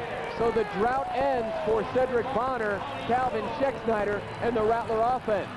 After missing 6 straight, Bonner on the money. Again, there's big pressure on Bonner, though, as he throws. It just gets it away in the nick of time as Marlon Brown doesn't really level him. But again, that's pressure by him and Maslowski. There's Calvin just running the long post pattern. Got Jones spun around and makes a nice play on the ball. 31-yard hookup. Shakes and Bonner. Rattlers have it. 1st and 10 now from their 14-yard line. 145 yards here, and we're still midway through the third quarter. As bad as this offensive play played, there is one guy who plays well every single game. Bonner whips it left side now to Cooper, and Hunky able to take this one in. They need Hunky Cooper to make plays like that. He has to open up the underneath stuff so that Calvin and Herb Duncan can run by people. Hunky was able to practice this week, couldn't really go full speed. He's got a bunch of sore parts on his body, ankle, shoulder. Let's take a listen. 12, wing slant out, all right? Let's go on one. Got both receivers running slants to the outside. 12 is the protection by the offensive line.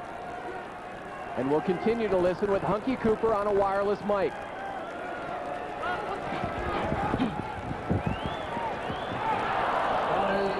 Pass goes over the middle to Herb Duncan. Hunky was running the short curl, and Herb Duncan with the post route over the middle. Even though Cedric Bonner has had decent numbers, he had decent numbers last week, and he's got okay numbers tonight. This is not the Cedric Bonner we are used to seeing. I mean, that ball is usually laid right in there perfectly to a wide open Duncan or Calvin or Hunky. You can see the frustration. I don't know if it's his sore shoulder, if his timing's not there. Remember, he did not practice all week. Possibly that's having an effect on it. But his performance is obviously well under what he is used to doing. Cooper split out wide left. It'll be Schexnayder on the fly for the Rattlers. 3rd and 4. Bonner into the end zone. Shakes. Oh! Can't hang on, and it's intercepted by Tommy Jones. Tommy Jones with his 4th pick of the season. Schexnayder got turned around in the end zone. The ball went through his hands and into the opposition's hands in the form of Tommy Jones. Number 4 interception for number 5. Bonner throws his 3rd interception in as many games. Ball was tipped away by Jones and picked off by Jones. I believe the officials missed him stepping out of bounds on about the 3-yard line, though. Sure did. Excellent play by Tommy Jones. He got his hand in there. Take a look. Plays underneath of it. Actually knocked away by McGurk, and yes, they definitely missed. That ball should be on the 3-yard line of the Rattlers. But good play by Tommy Jones, anticipating the out route. It's almost like he was in the huddle listening. Hunky Cooper puts a pop on. It was a 30-yard interception return by Tommy Jones as Leonard Nelson took in the pitch from Ron Lopez. Pickup of 8 yards. 2nd and 2 now for San Jose.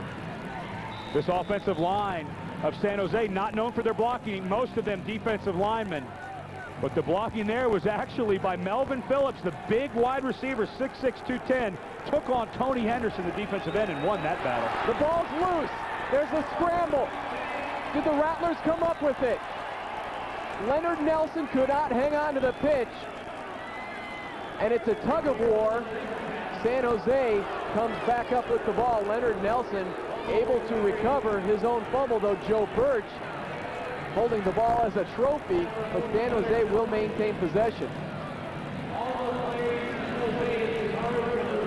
Leonard Nelson, little pitch out, successful last time, thrown a little bit behind him still. That ball needs to be caught. Joe Birch just brought off the IR. This is his first game back after a shoulder injury, and they're scrambling for it. Was not able to come up with it. That is a big break for San Jose to keep this drive alive. Birch separated his shoulder in the opening game against Iowa. First game back. 3rd and 5 after a loss of 3. Lobbing to the end zone. Pappen has it. There is a flag down at the 3-yard line. Doggett was tangled up with Pappen. Unfortunately, that flag is probably going to be interference on Cecil Doggett, and I have an inkling that Todd Shell will decline that penalty. Holding on a defense, number 6. Penalty refused. Touchdown. Cecil Doggett, you said it perfectly, Tom. He got tangled up with Steve Pappen. You're not going to be able to see it here. Doggett kind of spun around. Pappen kind of ran into him, and Doggett had no choice but to grab a hold of him. The only thing is, Cecil, you should have tackled him, because at least it wouldn't have been a touchdown. Just go ahead and finish it out. Stojanovic steps up for the extra point. As the SaberCats look to take a 3-point lead if he can knock it through, and he does. It was a 14-yard strike. Lopez lobbing it up to Steve Pappen.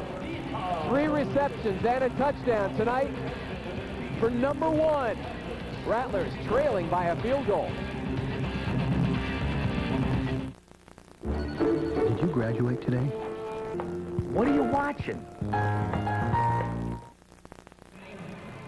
You too can join the GM Goodwrench Lug Nuts at a Rattlers home game. Sign up at a participating GM Goodwrench Service Center. The Lug Nuts section here at the America West Arena. Well, Ed, recently the Arena Football League joined forces with the NFL. The NFL owners voting to join forces with this up-and-coming league, the Arena Football League. Saints owner Tom Benson, the first to commit to a team. He'll get a team for New Orleans. We had a chance to talk to Rattlers Vice President Gene Nudo to find out what this means for the Arena Football League. The path that has been chosen right now is that they've got approximately 10 owners interested in purchasing arena football franchises. Among those people are Jerry Jones and Lamar Hunt, Tom Benson from the Saints, who I had the pleasure of meeting with last weekend after our game in Houston. The important thing about the NFL coming into the Arena Football League in this ownership capacity is they're going to treat the game with the kind of respect that our ownership and management and Jerry and Brian Colangelo treat it with. Him bringing up Jerry Colangelo was kind of what I wanted to talk about, is that these guys that own NFL teams, Tom Benson has already committed to a team. They see what Jerry Colangelo has been able to do with this team. Obviously, he owns the Phoenix Suns, financially very sound for him. Owns the baseball team, financially very sound for him. But they do well with this Arizona Rattler team. They market it well. They push it well. They do very well with it. And I think those owners in the NFL see that and say, you know what? We'd like a piece of that. If we market it properly and we do it well, we can make some money having an Arena Football League franchise. And it's important having new owners coming in with good financial support and backing. Calvin Scheck-Snyder this time back deep for the return, but not able to get it cleanly off the net. Touchback for the Rattlers. They'll start at their 5. Right off the noggin, Ed. Sometimes those things take some funny bounces, but that one hits them right in the face. You're supposed to get your hands up faster, Calvin. Don't let that ball smack you. You'll see the Rattlers do that, switch up between Hunky and Calvin back there, because that really keeps San Jose's defensive return team on their toes, trying to look at two different styles of running coming out of that end zone. No question. Hunky more of a straight ahead run you over. Calvin, of course, his nickname is Shakes for a reason. Rattlers 1st and 10 from the 5. Bonner, his numbers there, a touchdown and an INT. Only one touchdown so far for Cedric Bonner. Scheck-Snyder to the 21-yard line. You wonder if Calvin, and I'll knock on wood as I say this, but you wonder if Calvin had been one of the rash of injuries that happened, if this offense could even move down the field. It seems that Bonner has radar lock on Calvin Scheck-Snyder. I don't know if it's that the other receivers aren't running good routes or he just has no confidence in them, but it seems to me that Calvin is about the only guy he's looking at, and thankfully he is such a good receiver and runs such good routes, because there'd be a lot more interceptions and batted balls if that were not the case. Bonner came into this game with 34 touchdown passes. After 5 games, only one here tonight. Shakes in motion, cuts over the middle, instead through the hands of Kevin Knox as Bonner went down, courtesy of big number 77, Joe O'Brien. Now there's two things that happen on that play that can rattle a quarterback. First, getting hit by a guy that goes 275 pounds and thrown to the ground, but more importantly, throwing a ball that's catchable in a spot that should be caught and having it dropped. Those things get filed by a quarterback, and they may not think it consciously, but subconsciously, they start to think, well, maybe I won't go back to that guy next time, and maybe that's why we see Cedric Bonner time and time again going to Calvin Scheck-Snyder. And you saw a frustrated Kevin Knox coming out of that last huddle. Very disappointed in himself, and Tony Henderson appeared to move along the Rattlers line. 2:18 to go here in the 3rd quarter. SaberCats on top of the Rattlers 23-20. It's been a scoreless. False start, 96 on the offense, 3-yard penalty. It was Tony Henderson, but it's been a scoreless 3rd quarter for the Rattlers. Tony Henderson called for his 3rd penalty tonight. The first one, there's Tony at the top of your screen. Right before the snap, he's going to give a little bit of a hitch right there. Thought it was on 1, but it was on 2. And they kill that play. It's a dead ball penalty. But that's the 3rd penalty on Tony Henderson. The first one, the 2 holdings he had called earlier, brought back touchdowns. 2nd down and 13 now for the Rattlers, and getting tossed into the boards, Rod Hobbs. Again, first game as an Arizona Rattler, and in the first half, Rod Hobbs had a touchdown, a rushing touchdown for the Rattlers offense. Talked about Junior Green earlier in the broadcast about the fire that he brings. Rod Hobbs brings a nice physical play to this backfield for the Rattlers. Again, he doesn't know a lot of his plays because he's only been with them for 1 day. Spent all of training camp there. Let's look at Junior Green, the registered nurse. Dateline's here to see him. Bonner's numbers this half. And again, we're talking about the AFL's top-rated passer coming in. Bonner looks left, goes right to Junior Green, and up for the 1st down. Junior Green checks in and checks up with the 1st down.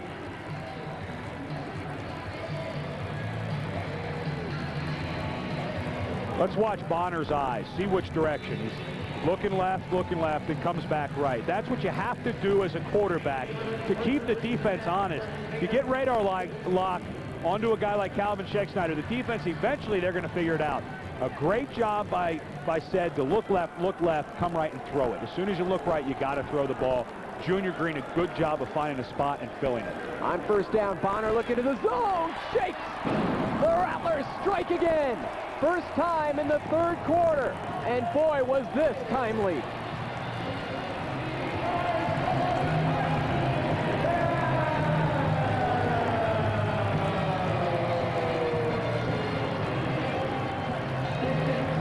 He's shaking in the zone once again. Calvin Scheck-Snyder from Bonner. You want to talk about concentration?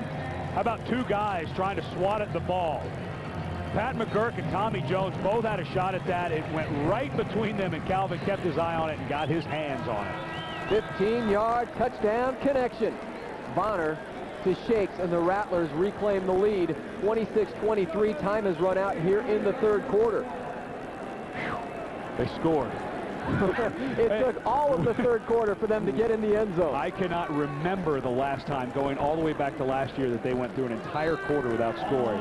San Jose, by the way, last week against Nashville, it was a scoreless first quarter between Nashville and San Jose. Very rare in arena football not to put any points up in a quarter.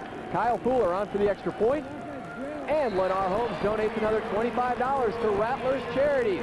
Calvin Schecksnyder, shaking again tonight. 10 receptions, 176 yards, and 2 touchdowns for the top receiver in the Arena League. Rattlers go to the fourth quarter, up by 4.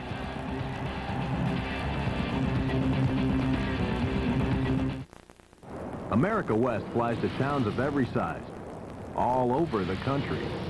In fact, America West flies more non-stops to more places than any other airline in Phoenix. And you always get reasonable rates and assigned seats. So whenever you need to travel, or whomever you need to see, just book your flight on America West, the airline with more non-stops to more places. Bud. Why? Oh boy. Bud. Why?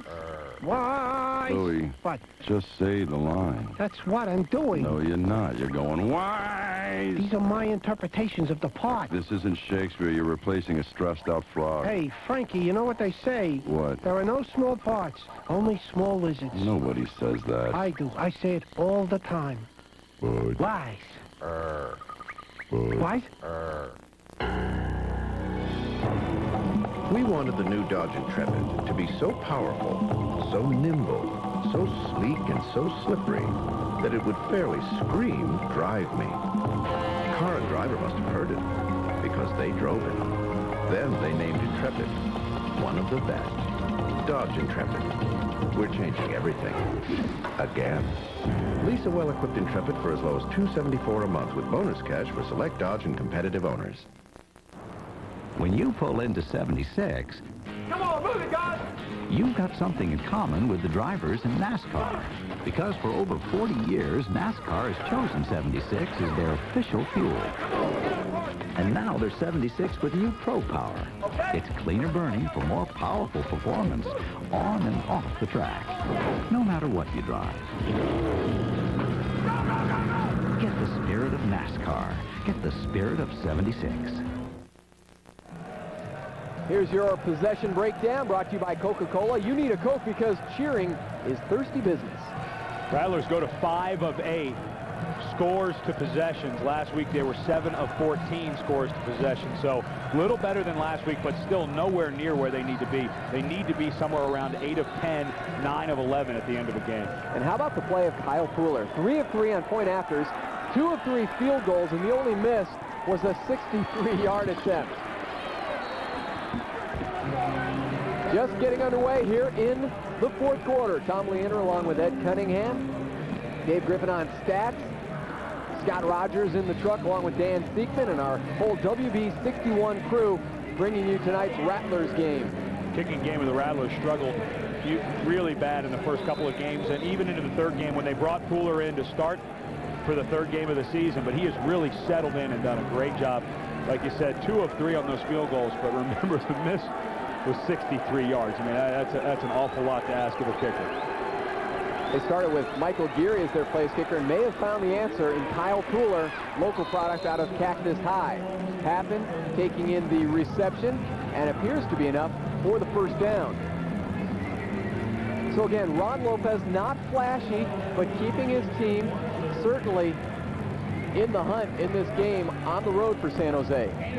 Didn't get to play a whole lot in that third quarter. Even though the Rattlers didn't score, it seemed like they were on the field the entire quarter. Let's see if Lopez can finally find a rhythm. Maybe this underneath stuff. Offensive coordinator Jim Walsh is throwing this underneath stuff to try to get him a little bit of confidence and get some of that accuracy back. Shalon Baker on the fly. Lopez looking for Baker. It's up, nearly picked off by Tim Watson. He and Sean Parnell all over the little Shalon Baker.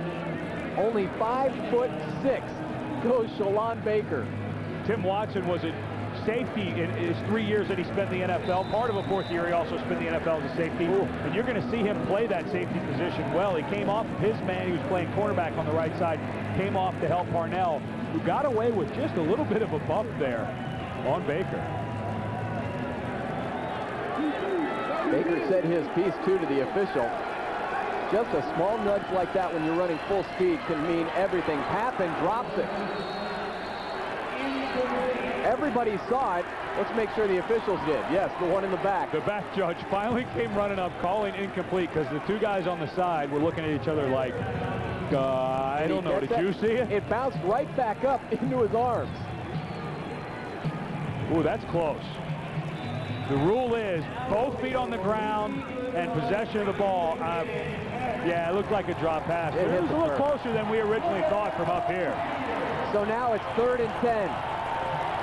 Another key play coming up for the Rattler defense.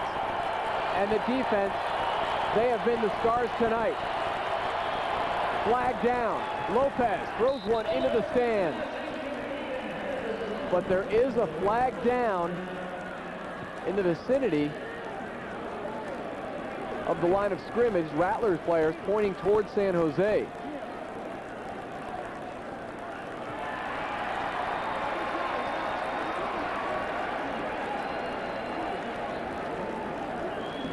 Eagle formation.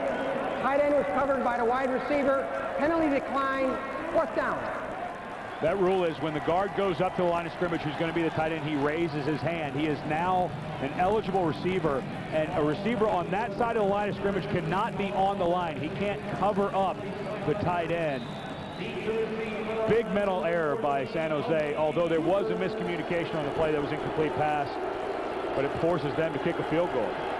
40-yard field goal attempt now for Stojanovic. Trailing by 4, it's good. They're trailing by 1. Billy Stojanovic knocks it through from 40 yards out, and San Jose now knocking once again just a single digit behind the Rattlers. 12:13 to go here in the 4th quarter. I know I shouldn't smoke. I've tried to quit a million times. I know about lung cancer, strokes, heart disease, all that stuff. Footballs and pressure on Bonner. I think it's more that Arizona is not scoring as that San Jose is stopping them. And one of these days, too, maybe we'll get Todd Shell to turn around and show us his face. He keeps in the back of his head, and that would be the back of Todd Shell's head. But Todd really is we talked about this first time around between the Rattlers and the SaberCats. A critical season for Todd Shell, who's a local product out of here, Mesa Mountain View. But Todd said coming into this season, critical that they go deep into the playoffs or he may not be around next year in San Jose. It looks like his team's playing a lot better than last time we saw them. They've won 2 in a row. They're definitely playing a lot better than we first saw them. Under 12 minutes to go here in the 4th quarter. Jakes once again takes the fireball from Bonner. First down yardage for the Rattler offense. Calvin's been the rock on this Rattlers offense. As many problems as they've had tonight on offense, this is the guy who just constantly gets it done. Pat McGurk coming in, laying a forearm into Calvin. Calvin's pretty tough. He really has worked on the toughness part of his game, using his stiff arms, and that stuff doesn't bother him. Said now 5 of his last 6. And Bonner's back again. Goes to Scheck again. Those two are just chewing up more and more yards. Another first down for the Bonner-Shakes connection. Just simple underneath stuff that the Rattlers are running. Possibly because that deep stuff is too much of a strain on Bonner's arm. Maybe they're just going to be happy nickel and diming it down the field because his arm is bothering him too much to throw the deep ball. 12-yard pickup. Another first down, and it may be the case, Ed, where you were talking about he's looking off his other receivers. He knows his one sure-handed wideout, and that's number 8. 12 receptions now on the evening, 202 yards and 2 touchdowns for Scheck. Terry Samuels busting through for a big gainer out of his fullback slot. The former Arizona Cardinal tight end, Terry Samuels, picking up a big chunk of yardage. Hunky Cooper lined up here is going to come block down on Sam Hernandez. Flint Fleming's going to come out and block the defensive back covering Hunky. It's a new wrinkle that the Rattlers have added this offseason. Great job by Flint Fleming getting out on Shalon Baker and paving the way for Terry Samuels. Really like that wrinkle. It allows you to block the linebacker to the play side. If you don't bring Hunky down and pull Flint, you just can't get to that front side linebacker. Tremendous block, springing Samuels for the 9-yard pickup. 2nd and 1. Bonner lobs. Flint Fleming. Touchdown Rattlers, the eligible tight end. After the big block, Flint Fleming gets a little glory.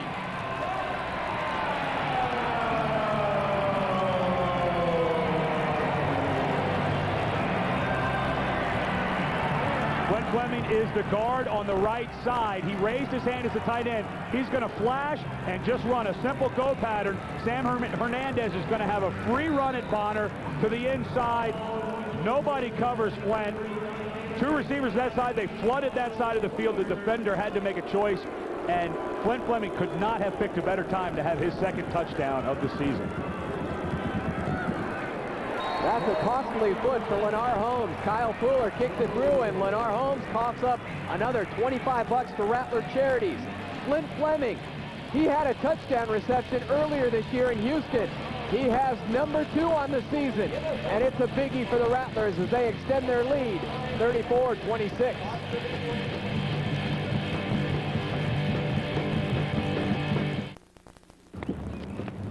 Hey, where's my ball? Okay, first off, I want to welcome the new guys to Region 29. Plus, let's hear it for Chuck, who persuaded his 100th customer to try a sourdough jack. We ordered that eye, Chucky. Steve-O? Okay, just a reminder from Jack, you may call these sourdough slices toasty but not crunchy. The patty is juicy, cheese is melted, and the bacon count is 4 pieces. These are your throw-to guys. Checker Auto Parts, the parts you need, the low price guaranteed. Junior Green stepped in and done a great job tonight. He's been inactive for a couple of weeks, comes in, starting to show a little relief, but Calvin is again the big story. He has been so constant for this Rattler offense, an offense that has really been struggling. Hard to believe, too, with those 12 receptions that Bonner has actually gone to 7 different receivers here tonight. Pooler kicks it out of bounds. First mistake by Kyle Pooler tonight. He kicks him up it out of bounds, and that is a 15-yard penalty. Instead of getting the ball at the 5, San Jose will get it on the 20-yard line. That is the biggest penalty in the Arena Football League, and a mistake that you cannot make as a kicker. Midfield's the 25, Tom. They're almost there with that penalty.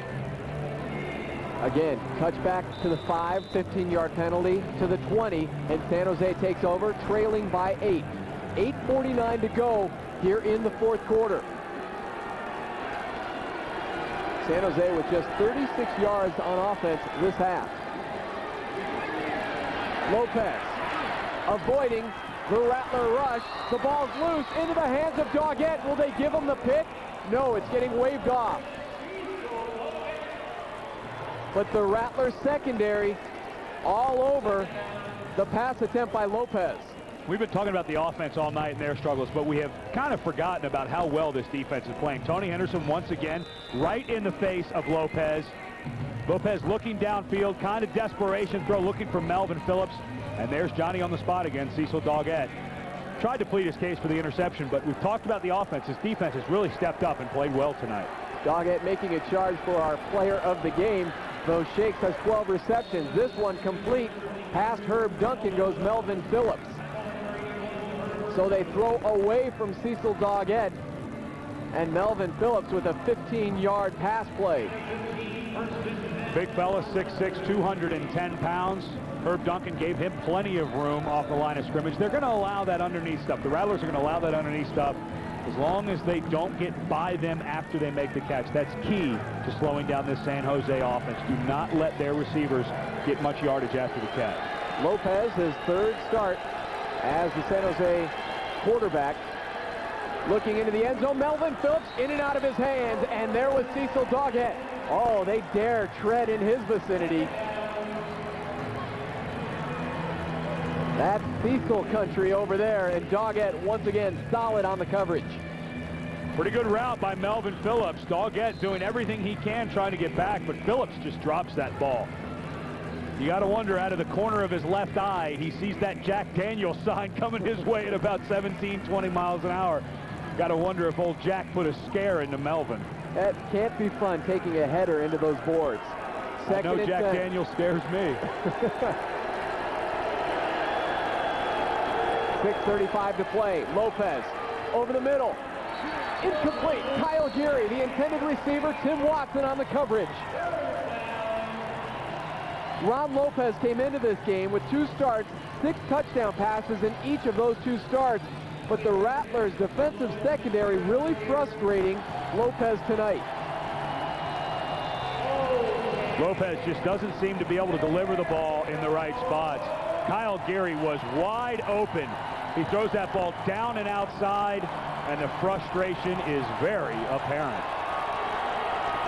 San Jose only 2 of 8 on 3rd down possessions. 3rd and 10. Melvin Phillips in motion. They go to the quick screen to Kyle Geary, knocked loose into the hands of Herb Duncan. They'll call it incomplete, and it's 4th and 10. Again, decision time for Todd Shell as Billy Stoyanovich makes his way out onto the field. So they will not go for it. Instead, they'll attempt the field goal. They try to SaberCats try to set up that screen to Kyle Geary. Does not field the ball cleanly on the throw. You've got to get the ball first before you can start making people miss. Perhaps had big things on his mind and forgot to do the most important thing, catch the football. Stoyanovich from 30 yards. It's a fake. They pitch it to Geary. Geary upended and held. The Rattlers do not fight on the fake field goal. Calvin Schexnayder on the tackle. As big as he's been, he's back to cover that if it's a missed field goal. Comes up from his spot to make the tackle. A huge play by Calvin Schexnayder. He has been the main man on offense, and Calvin loves it even more than any one of those receptions tonight. A field goal would not have done much for San Jose. It would have cut the Rattler lead to 5, so it was worth taking the risk. But Calvin was up to the challenge, came up from his safety position to deliver the truly Nolan stinger of the game. Wow, Calvin, he is going to take this one home and remember it for some time. Bonner whips it good to Shakes. From the tackle to the reception, Calvin doing it all. The game's not over yet, Tom, but can I put my vote in for MVP of the game? I was leaning towards Cecil Doggett for a short period of time, but after that tackle, Calvin will get it. Offensive specialist comes in on the field goal attempt in case it comes off the net, makes the big tackle, right back at you with the reception. With 4 minutes to go, he is closing in on that 264-yard Arena Football League single game receiving yardage record. That was a mouthful. And he's been a mouthful tonight. I mean, we can't get his name out of our mouths as well as he's played. 13 receptions, 216 yards. Under 4 minutes to go. Bonner to Duncan down at the 20. Herb Duncan came into the game with 8 receptions and 2 touchdowns. Last season, banged up with a collarbone injury. You can kind of sense a play like that Calvin just made on that fake field goal, how it's kind of permeated this Rattler team. They seem to have more of a sense of urgency about them around running to the football. The offense seems to be a little more crisp. Those are the types of plays, your big players, your guys who are your all-stars, your go-to guys. Those plays help the rest of the team, and it makes everybody play just a little bit harder. Bonner has completed 8 straight. Pop, Herb Duncan. Jarred loose. Wow. That was a crushing blow to Herb Duncan, negating 9 straight completions by Bonner. Pat McGurk still on the ground. Herb Duncan's back in the huddle. When you see it, you would think just the opposite. Textbook tackle by McGurk, head up right through the numbers. 81, bam! Great shot by McGurk. Boy, can we have that stinger of the game back? He probably has a stinger right about now.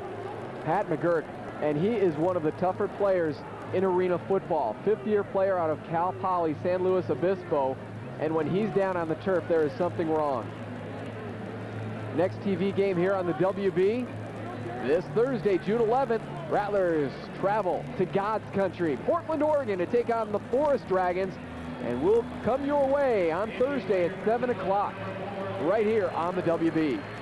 McGurk able to hop back up and take himself off the field under his own power. Good to see him moving around after a collision like that. You always think of the worst things. But he's back, moving around. Hopefully won't be out of the game too long. San Jose can look forward to have him out of the lineup for too long. All arena 2 years, 95 and 96. He's one of the best defenders in this league. Career leader for San Jose in games, tackles, interceptions, pass deflections. McGurk is all everything for that San Jose defense. Let's see if Cedric Bonner can exploit that SaberCat defense without McGurk. 3rd and 4. Bonner evades the rush, rolls left, fires, complete. Herb Duncan with the sliding grab. We've talked about Herb Duncan. Sometimes lets the easy ones slip through and makes the tough catches. 18-yard hookup. Rod Hobbs absolutely whiffs on Howard Butler, but Bonner does a great job of buying himself some time. And remember, these guys, the Rattlers offense, a lot of these guys have been together for 6 years. They know each other so well. Duncan, nice job. When your quarterback gets in trouble, get out of your route and start coming back towards him. That's what Herb Duncan did there. Excellent job by Duncan of having his head up and knowing that his quarterback was in trouble and giving him an option to go to. Duncan providing the relief for a scrambling Cedric Bonner. 1st and goal from the 3. The handoff. Rod Hobbs. Give him another touchdown. 2 touchdowns in his debut game for the Arizona Rattlers, who extend their lead at 40-26.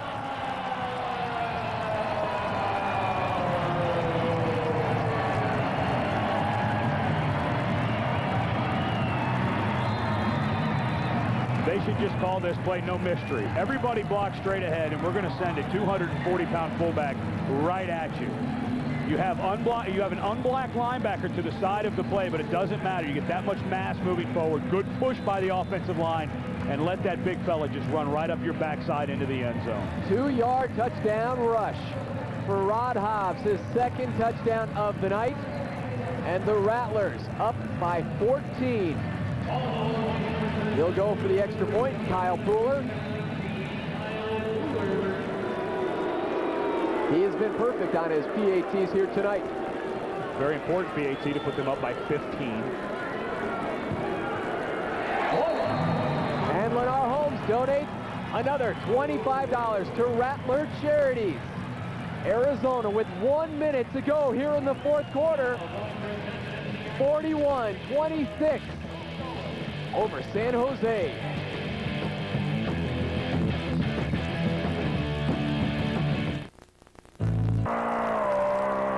Wow, and all this time I thought you just treated the pros, and here you are giving a shot to little old... Ow!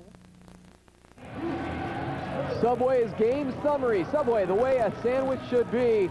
And tonight it's been shakes and the newest Rattler, Rod Hobbs, with the Rattlers decimated by injury at their linebacker fullback position. Rod Hobbs stepping in with a couple of scores. Spent training camp with the Rattlers. Had to come back late in the week with the injury to Bo Kelly on Wednesday. He's come in and done a good job running the ball, struggling a little bit in his blocking assignments. Happen needs to make something happen to give San Jose a chance here. And gets tossed down at the 18-yard line. 26-yard return for Steve Pappen. Now, if you're San Jose, you're down 15, so you need a touchdown and an extra point, a touchdown and a 2-point to tie. You've got 3 timeouts, 55 seconds left. You got to start thinking about burning some of those timeouts in this drive. Pappen does everything he can trying to take this back. Doggett getting held right there. He was complaining to the official. Nice return by Pappen, doing everything he can. You score that, and you got a whole new ball game. San Jose, 2 touchdowns and a 2-point conversion behind Arizona with 55 seconds to go. Lopez really struggling here in the second half, only 5 of 14. Lopez looking deep over the middle, incomplete again. he has had some receivers here tonight. It has not been all the Rattlers secondary. It's uncanny, as well as he played in the first 2 games that he started against Grand Rapids and against Nashville.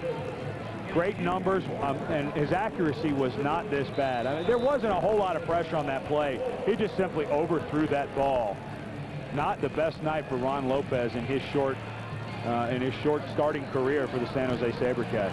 A team that was trying to build on their 2-game winning streak coming in here, and that big upset over Nashville last weekend.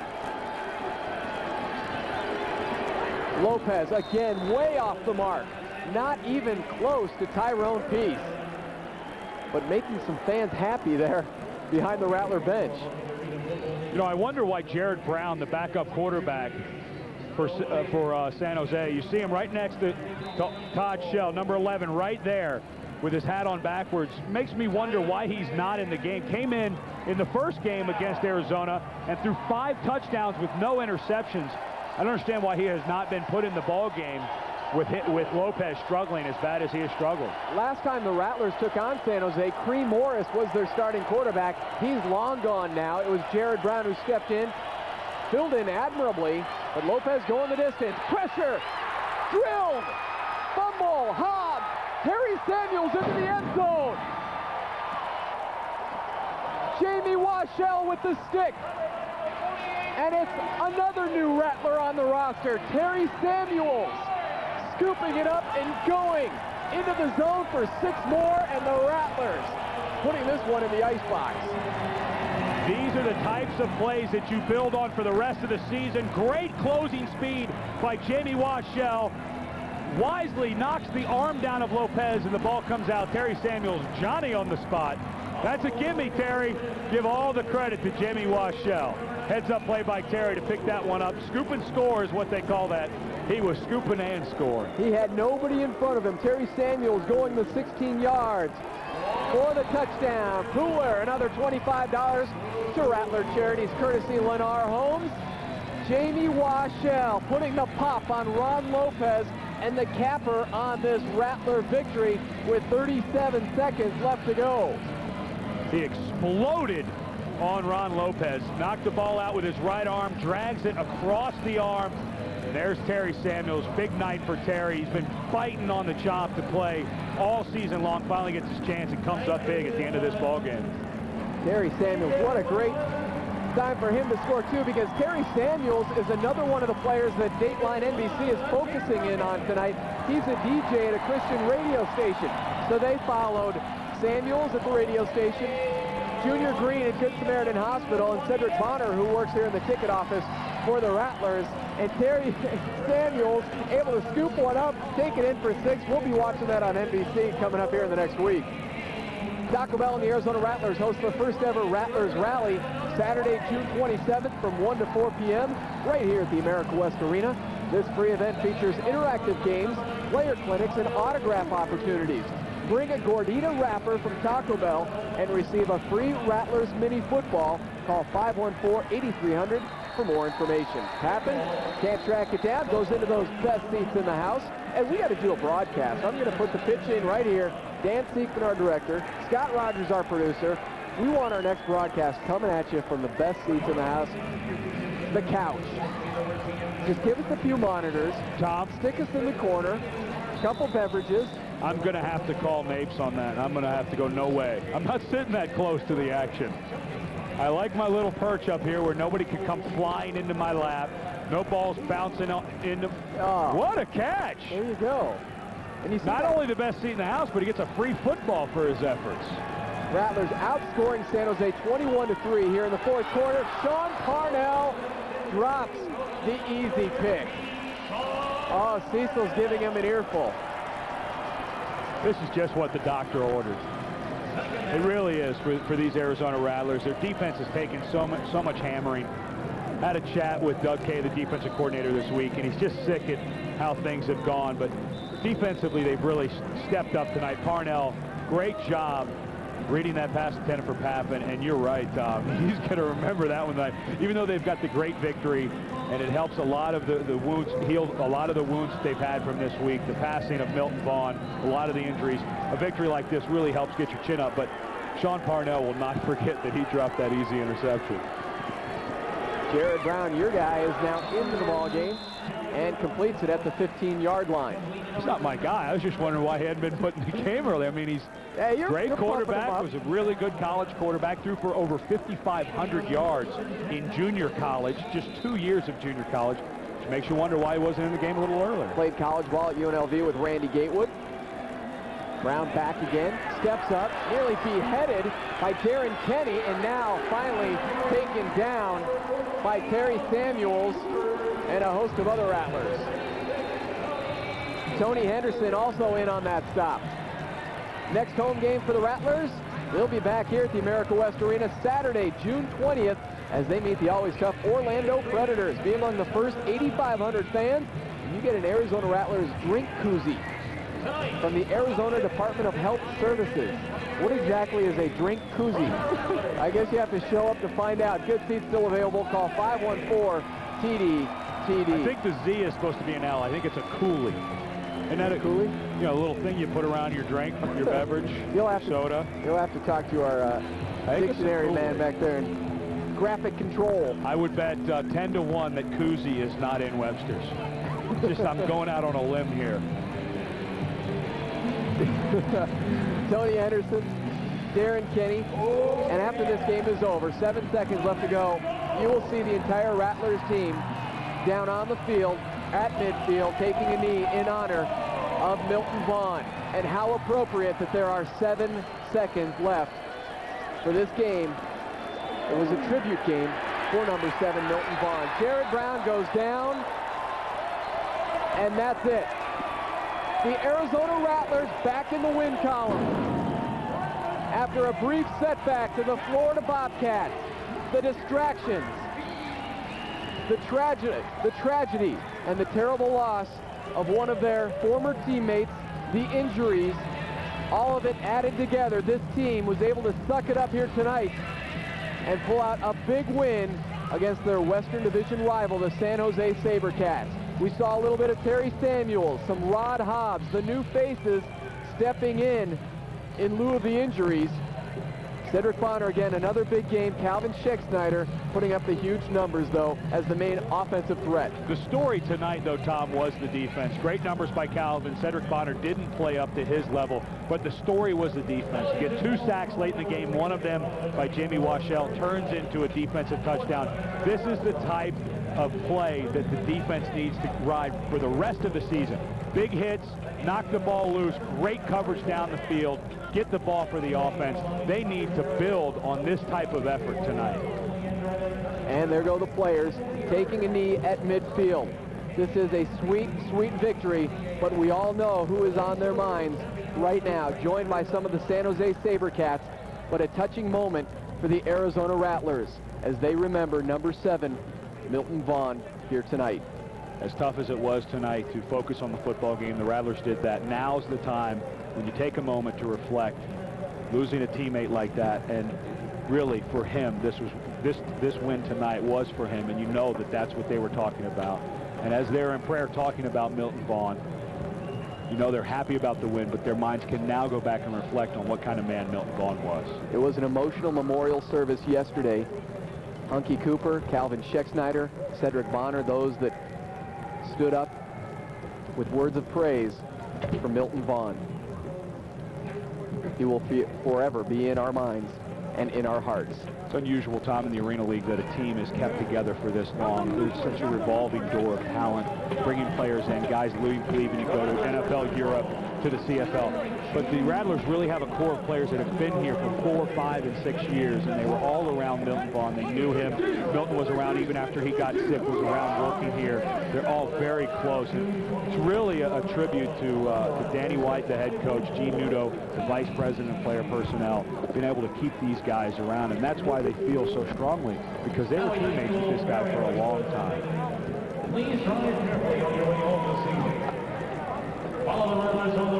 Cedric Bonner, Calvin Schexnayder. Remembering Milton Vaughn, it's a win tonight for the Rattlers over the San Jose SaberCats. 48-26 the final. Rattlers will take to the road to take on the Portland Forest Dragons on Thursday.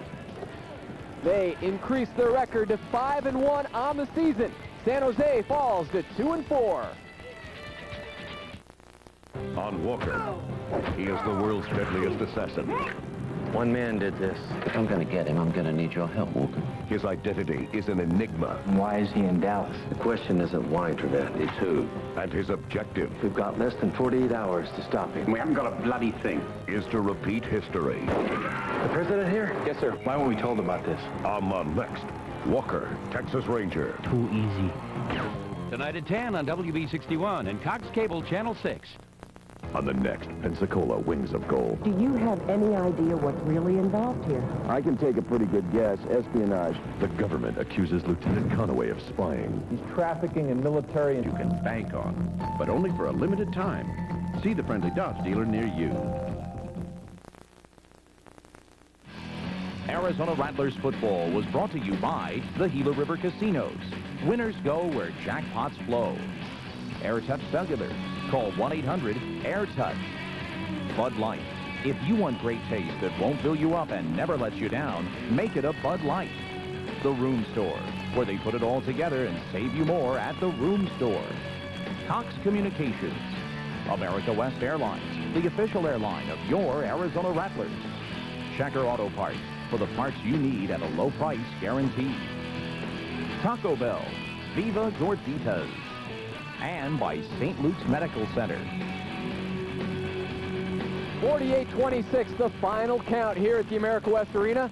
Rattlers with the nice win over the SaberCats and increase their win total to 5 on the season. Tonight's Budweiser Outstanding Player for the Rattlers, Shakes. 13 catches, 216 yards, and a couple of scores. Had a couple drops early, but he finally found his groove later in the game. If he wouldn't have had those drops, he could have really made a run at the 264-yard receiving AFL record, but those few drops cost him about 40 yards in receiving yardage. How about our pick for the WB61 fantastic play of the game? It came late, and it came hard. I almost wanted to change my vote for outstanding player of the game and give it to the whole defense.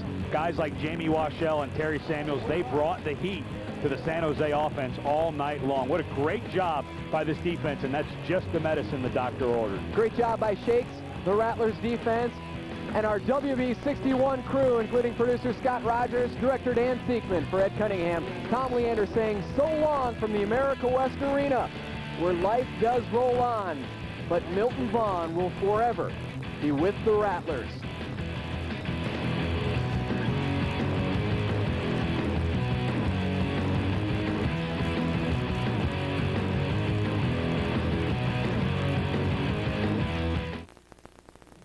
Listen up, people.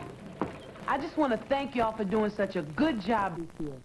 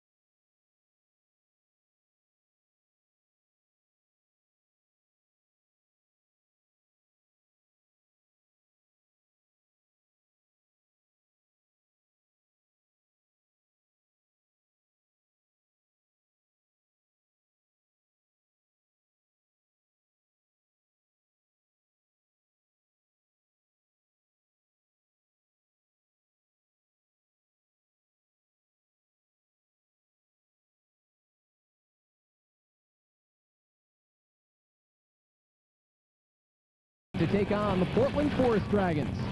Hi again, everyone. Tom Leander, joined by Ed Cunningham. Happy to be with you for another Rattlers game here on the WB. And Ed, the Rattlers really pulled out an emotional win last week. They beat the distractions and beat the San Jose SaberCats. Had a bunch of injuries, had the death of a teammate. They came out and played very good on defense, and that was the difference in the ball game. You talk about their defense. They come up with the 3 sacks. They force Ron Lopez into a pretty tough game.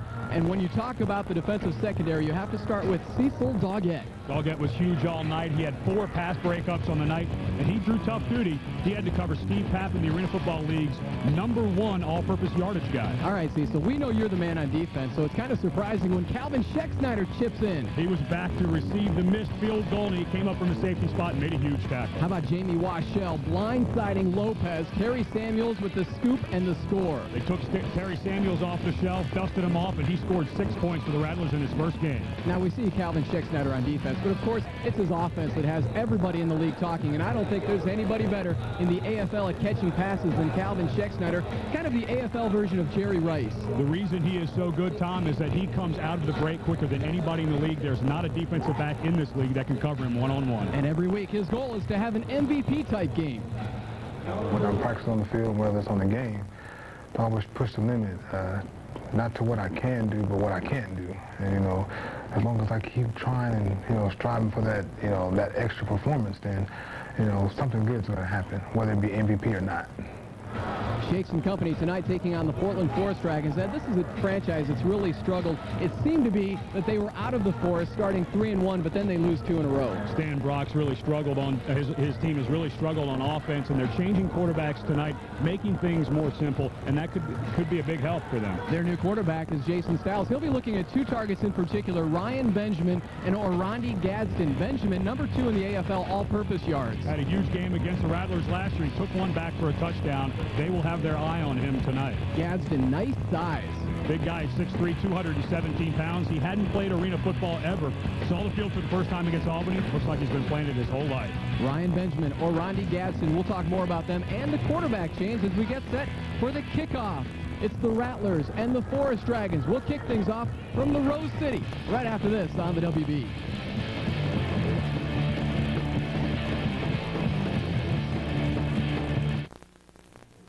I know I shouldn't smoke. I've tried to quit a million times. Door. Back here at the Rose Garden where they've just finished the national anthem. The Rattlers and the Forest Dragons ready to duet. And Ed Cunningham, the Rattlers, are going to be without Hunky Cooper tonight. We'll talk more about that. He is inactive because of a quadriceps injury. But first, let's talk about your keys brought to us by Circle K. Rattlers finally put on a show on defense last week. They need to build on that this week and continue to smother the receivers downfield. A receiver other than Calvin Schexnayder must be a big play threat. Sooner or later, some team's going to be able to cover him. We'll see if it's tonight. And Gadsden and Benjamin, the 2 receivers from the Portland Forest Dragons, who are so dangerous down the field. You must wrap them up early, allow them to have some underneath stuff, but do not let them get behind you. How about our Truly Nolan showdown? Truly Nolan, your hometown exterminator. We've got Shakes going up against their defensive specialist, Mark Ricks. You know, we should just leave Calvin Schexnayder on top of this marquee every time because he's going to be part of this showdown. He is the mark man for the Rattlers, but so far no team has been able to stop Calvin. Tonight, it's Mark Rick's turn to see if he can step it up. So the Rattlers with a record of 5-1 coming in against the Forest Dragons, who have an even mark of 3-3. There's Mark Ricks, and it was interesting talking to Cedric Bonner before tonight's game. He went up against Mark Ricks last season when Ricks was playing for Nashville, and he said, I made an all-star out of Mark Ricks. And Cedric Bonner is going to come in tonight with a lot of fire in his eyes. But again, Ed, as we've been talking about the last few weeks, Cedric Bonner is not 100%. He showed me his shoulder today before the game, and he had the MRI on that left shoulder, his throwing arm, and the blood has now dripped down from the shoulder into his bicep, his left bicep. And it's not that it's going to injure the bicep, but what that does is it decreases the range of motion. It causes some swelling. We'll see very early in this game if he has any zip on his ball. He is the #1 rated passer in the Arena League. He doesn't want to make any excuses, but Cedric Bonner is not 100%, and neither is his cohort for the Rattlers. Hunky Cooper inactive because of a quadriceps injury, so Junior Green will step in. There's the Hunkster. This is only the 2nd time in his career that he has missed an Arena Football League game, and it's killing him. Talked to him right before the game. The right thigh, he has a deep thigh bruise that was injured about 3 weeks ago, and it just hasn't gotten healthy, and they said it just needed some time to get healthy, and this seemed like a good game to sit him down, but Hunky was not, he wasn't ready to do that, but I think he realized that he had to. Rattlers also without Cedric Walker, the hitman. man. Last year setting a league record for tackles.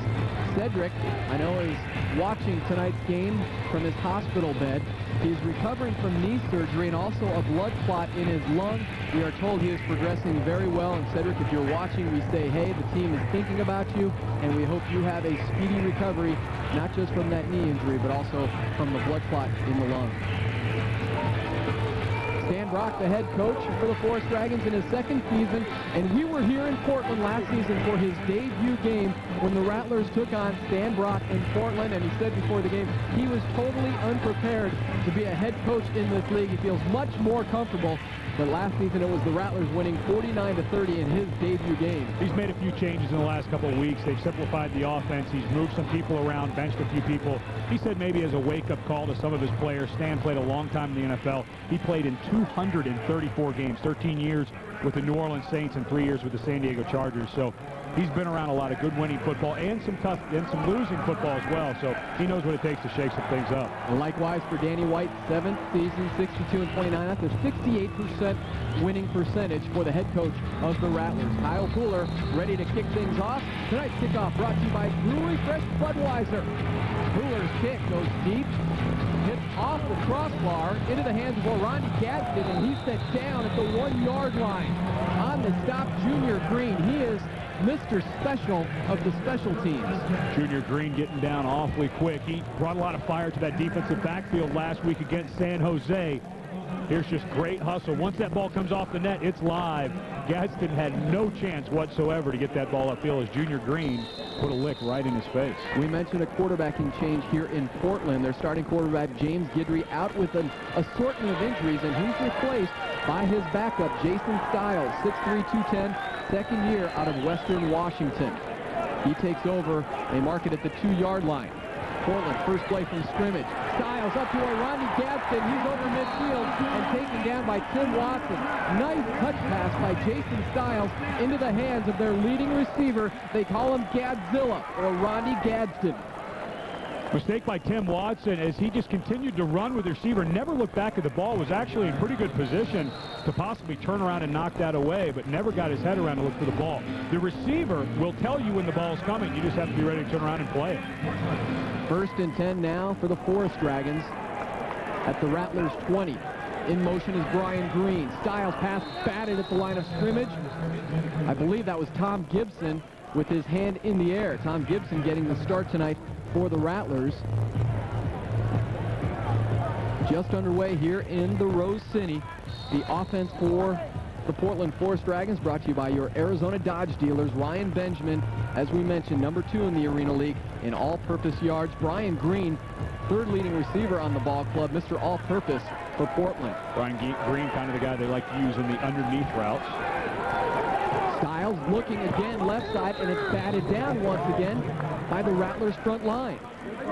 Stiles should learn very quickly that Tom Gibson is 6'7" tall. Stiles, you may want to throw it across the middle or to the right side when Big Tom's lined up to your left. Gibby's 4th year out of NAU. And you see him getting in that passing lane. That's a tough obstacle to throw over. He just threw a Cabo Delaney to the side. And Delaney says it's listed at 280. He goes more like about 305. It's a big man to be throwing around. Great to see Gibby back in action, though. He ruptured his Achilles tendon in game number 2 last season. Back in action here. Stiles, left side again, and misfires looking for Ryan Benjamin. Rattlers defense coming your way. Again, courtesy of the Arizona Dodge dealers. Cecil Doggett with the huge game last week. And Tim Watson, Doug K was very happy with the way Watson played as a defensive specialist. On for the field goal now, excuse me, Ed, will be Steve McLaughlin, the former member of the St. Louis Rams. McLaughlin has come in here replacing Darren Alcorn as the place kicker. And he puts one up from 37 yards out, and he is right down the middle. Steve McLaughlin gets Portland on the board, only his 3rd Arena Football League game. But McLaughlin dead straight on the field goal. Portland takes the early lead, 3-0 from the Rose City.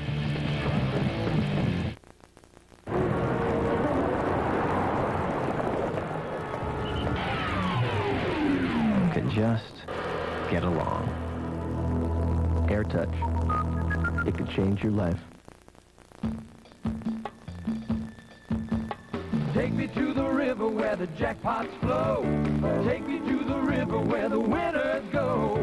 Take me to Gila River Casinos where the winners go. Go to the river, Gila River Casinos.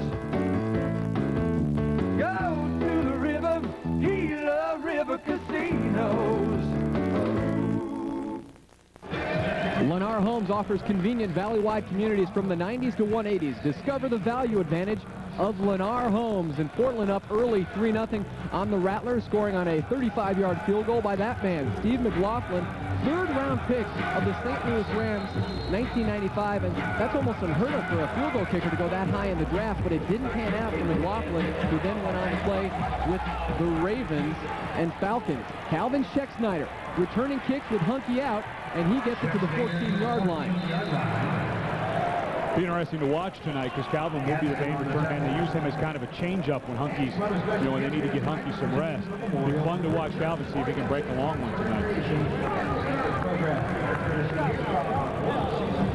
Rattlers have done a good job all season long setting up the blocks. You see Calvin has plenty of time, gets to about the 5 or 6 yard line before he starts to see, I don't know, is that a blue jersey, I guess that color is? But before he really has to start move around. Great job by the Rattlers all season setting up their blocks and kickoff returns. Defenses, special teams will see different moves coming from Calvin Scheck-Snyder. Bonner with flags down, rolling to his left, firing incomplete. But we'll have to see what the flags are all about.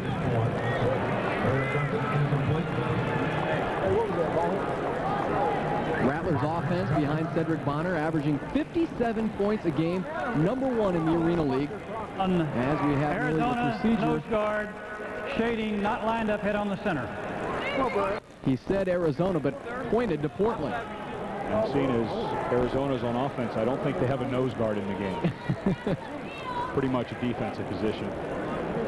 Delaney lined up on the center, and he jumped to the one side before the snap. You have to be lined up straight up on the center, or it's a legal procedure. And this week, the Rattlers offense will feature Terry Samuels in as their fullback. We've talked about the run of injuries at that position. Brian Easter, Bo Kelly, Bob McMillan all out. And Terry Samuels stepping in, had that touchdown scamper off the fumble. Ron Hobbs also playing fullback, scored 2 touchdowns last week against San Jose for the Rattlers. Bonner whipping it deep and incomplete. Looking for Shakes.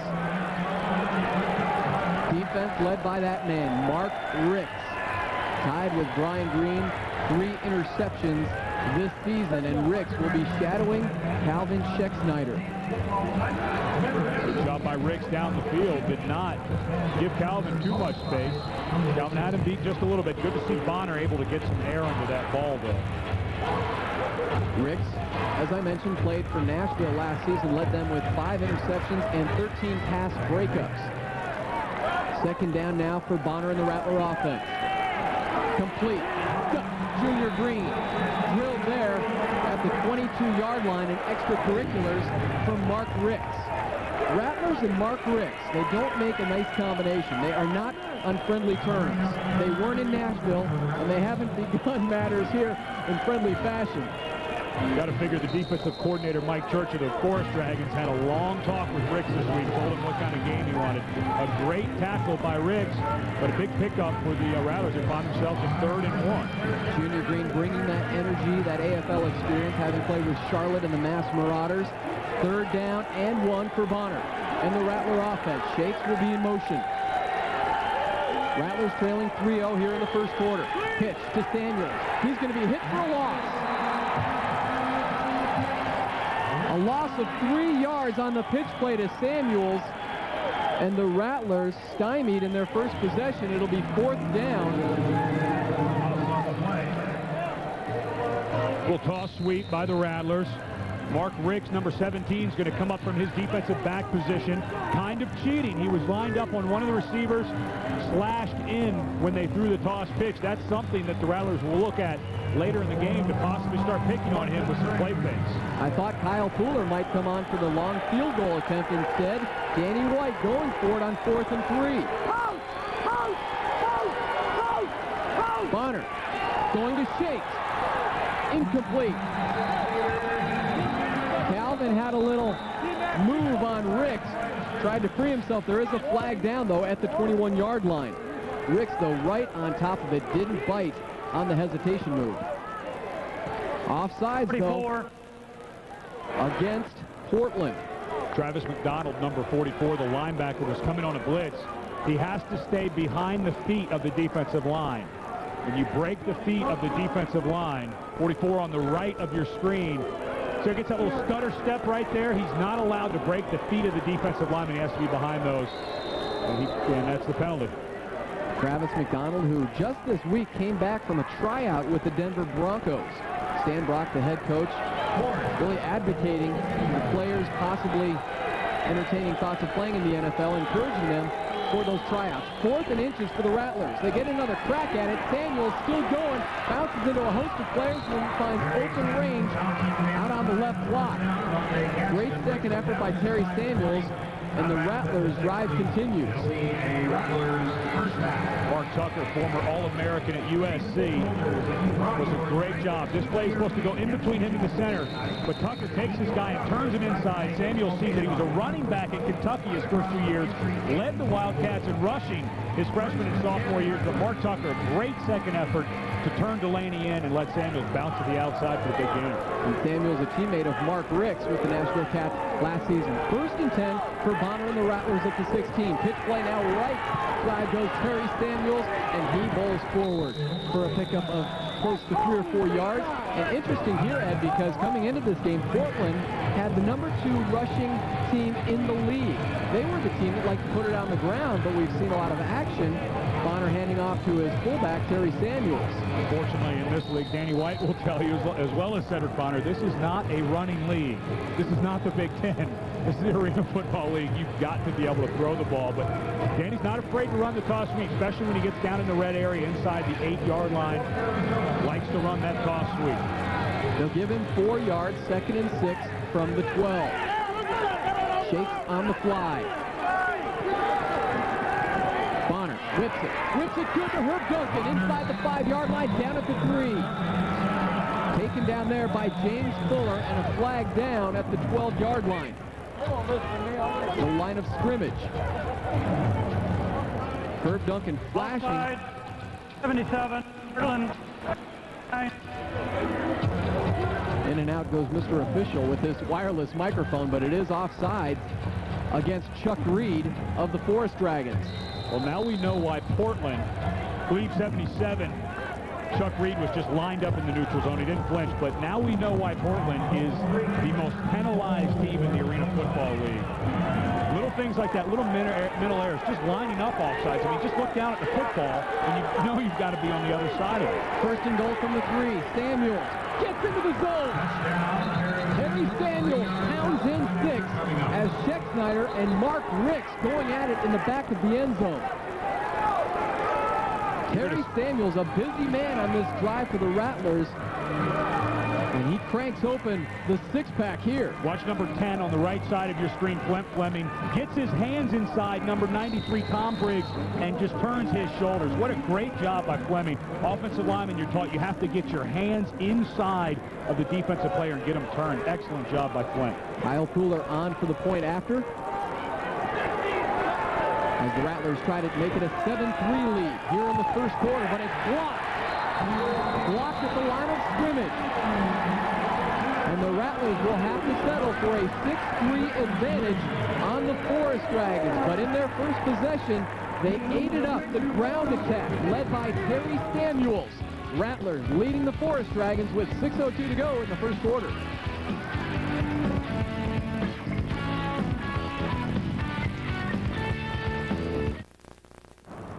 When you pull into 76, Come on, move it, guys! you've got something in common with the drivers in NASCAR. Because for over 40 years, NASCAR has chosen 76 as their official fuel.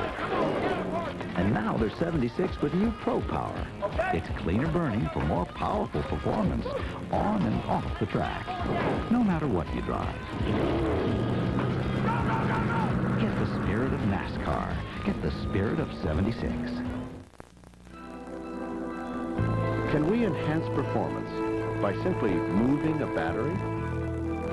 Is it possible to combine the ease of an automatic with the fun of a manual? Is everyone comfortable with the concept of cab-forward design? These are the questions. This is the answer. Dodge Stratus. Now select Dodge and competitive owners can get $1,500 cash back on Dodge Stratus. Starting Monday at Subway, when you order a 44-ounce drink, you get a free cup celebrating the 1997 Arena Bowl champions. Supplies are limited. Subway, the way a sandwich should be. Fuller kicking it off with the Rattlers leading 6-3 after Tony Samuel's 3-yard touchdown run. Ryan Benjamin, he's taken 2 back for touchdowns this year. He's still up and going at midfield. Ryan Benjamin to the 15 to the 10 and finally taken out. Junior Green, 2 flags now down on the field though on that return. Junior Green, Kyle Fuller finally dragging Ryan Benjamin out. But preliminary indications showing that it's a hold against Portland on the return. I believe they're going to get James Fuller, rookie out of Portland State, for the hold, number 22. But I was watching his block the whole way. I really didn't see a hold on that one, Tom. There's Fuller with his head coach Stan Brock. They were teammates, Ed, with the Chargers. So you call him a rookie in arena football, but he has numerous NFL experience with teams like the Saints, Chargers, and Eagles. He was a starter for the Eagles. They're holding. Team. First foul. We have double fouls. The hold, and then Joe Birch was cited for the Rattlers. James Fuller's locked up with Tim Watson, just fighting his tail off. I don't see the hold. He knocks him right on his keister. I do not see the hold. That's a horrible call by the official. As long as your hands are inside and you're driving your legs, that's not a holding call. Of course, he's having an argument with the coach saying, hey, coach, I swear I didn't hold him. But they'll know when they watch the film that Fuller made an excellent block for his return. Another one of those local products, too, out of Portland State. This team loaded with either high school or college stars from the area, trying to attract attention here in Portland as they try to get some fan support here. This game was changed. It was originally scheduled for tomorrow night, but they moved it tonight thanks to Shania Twain. Said she could only make her concert performance here on Friday night, so they moved the game. Forrest Wright is looking into the end zone and a flag on the coverage. Cecil Doggett trailing Ryan Benjamin.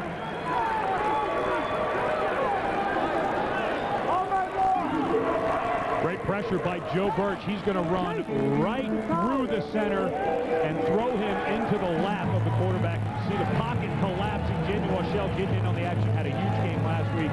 That's the type of push the Rattlers need on the defensive front. They have to get in the quarterback's face. Especially a guy like Jason Stiles, who, as we've seen so far tonight, has kind of that sidearm throwing motion, throws off his back foot a little bit. Get him a little happy feet in the pocket.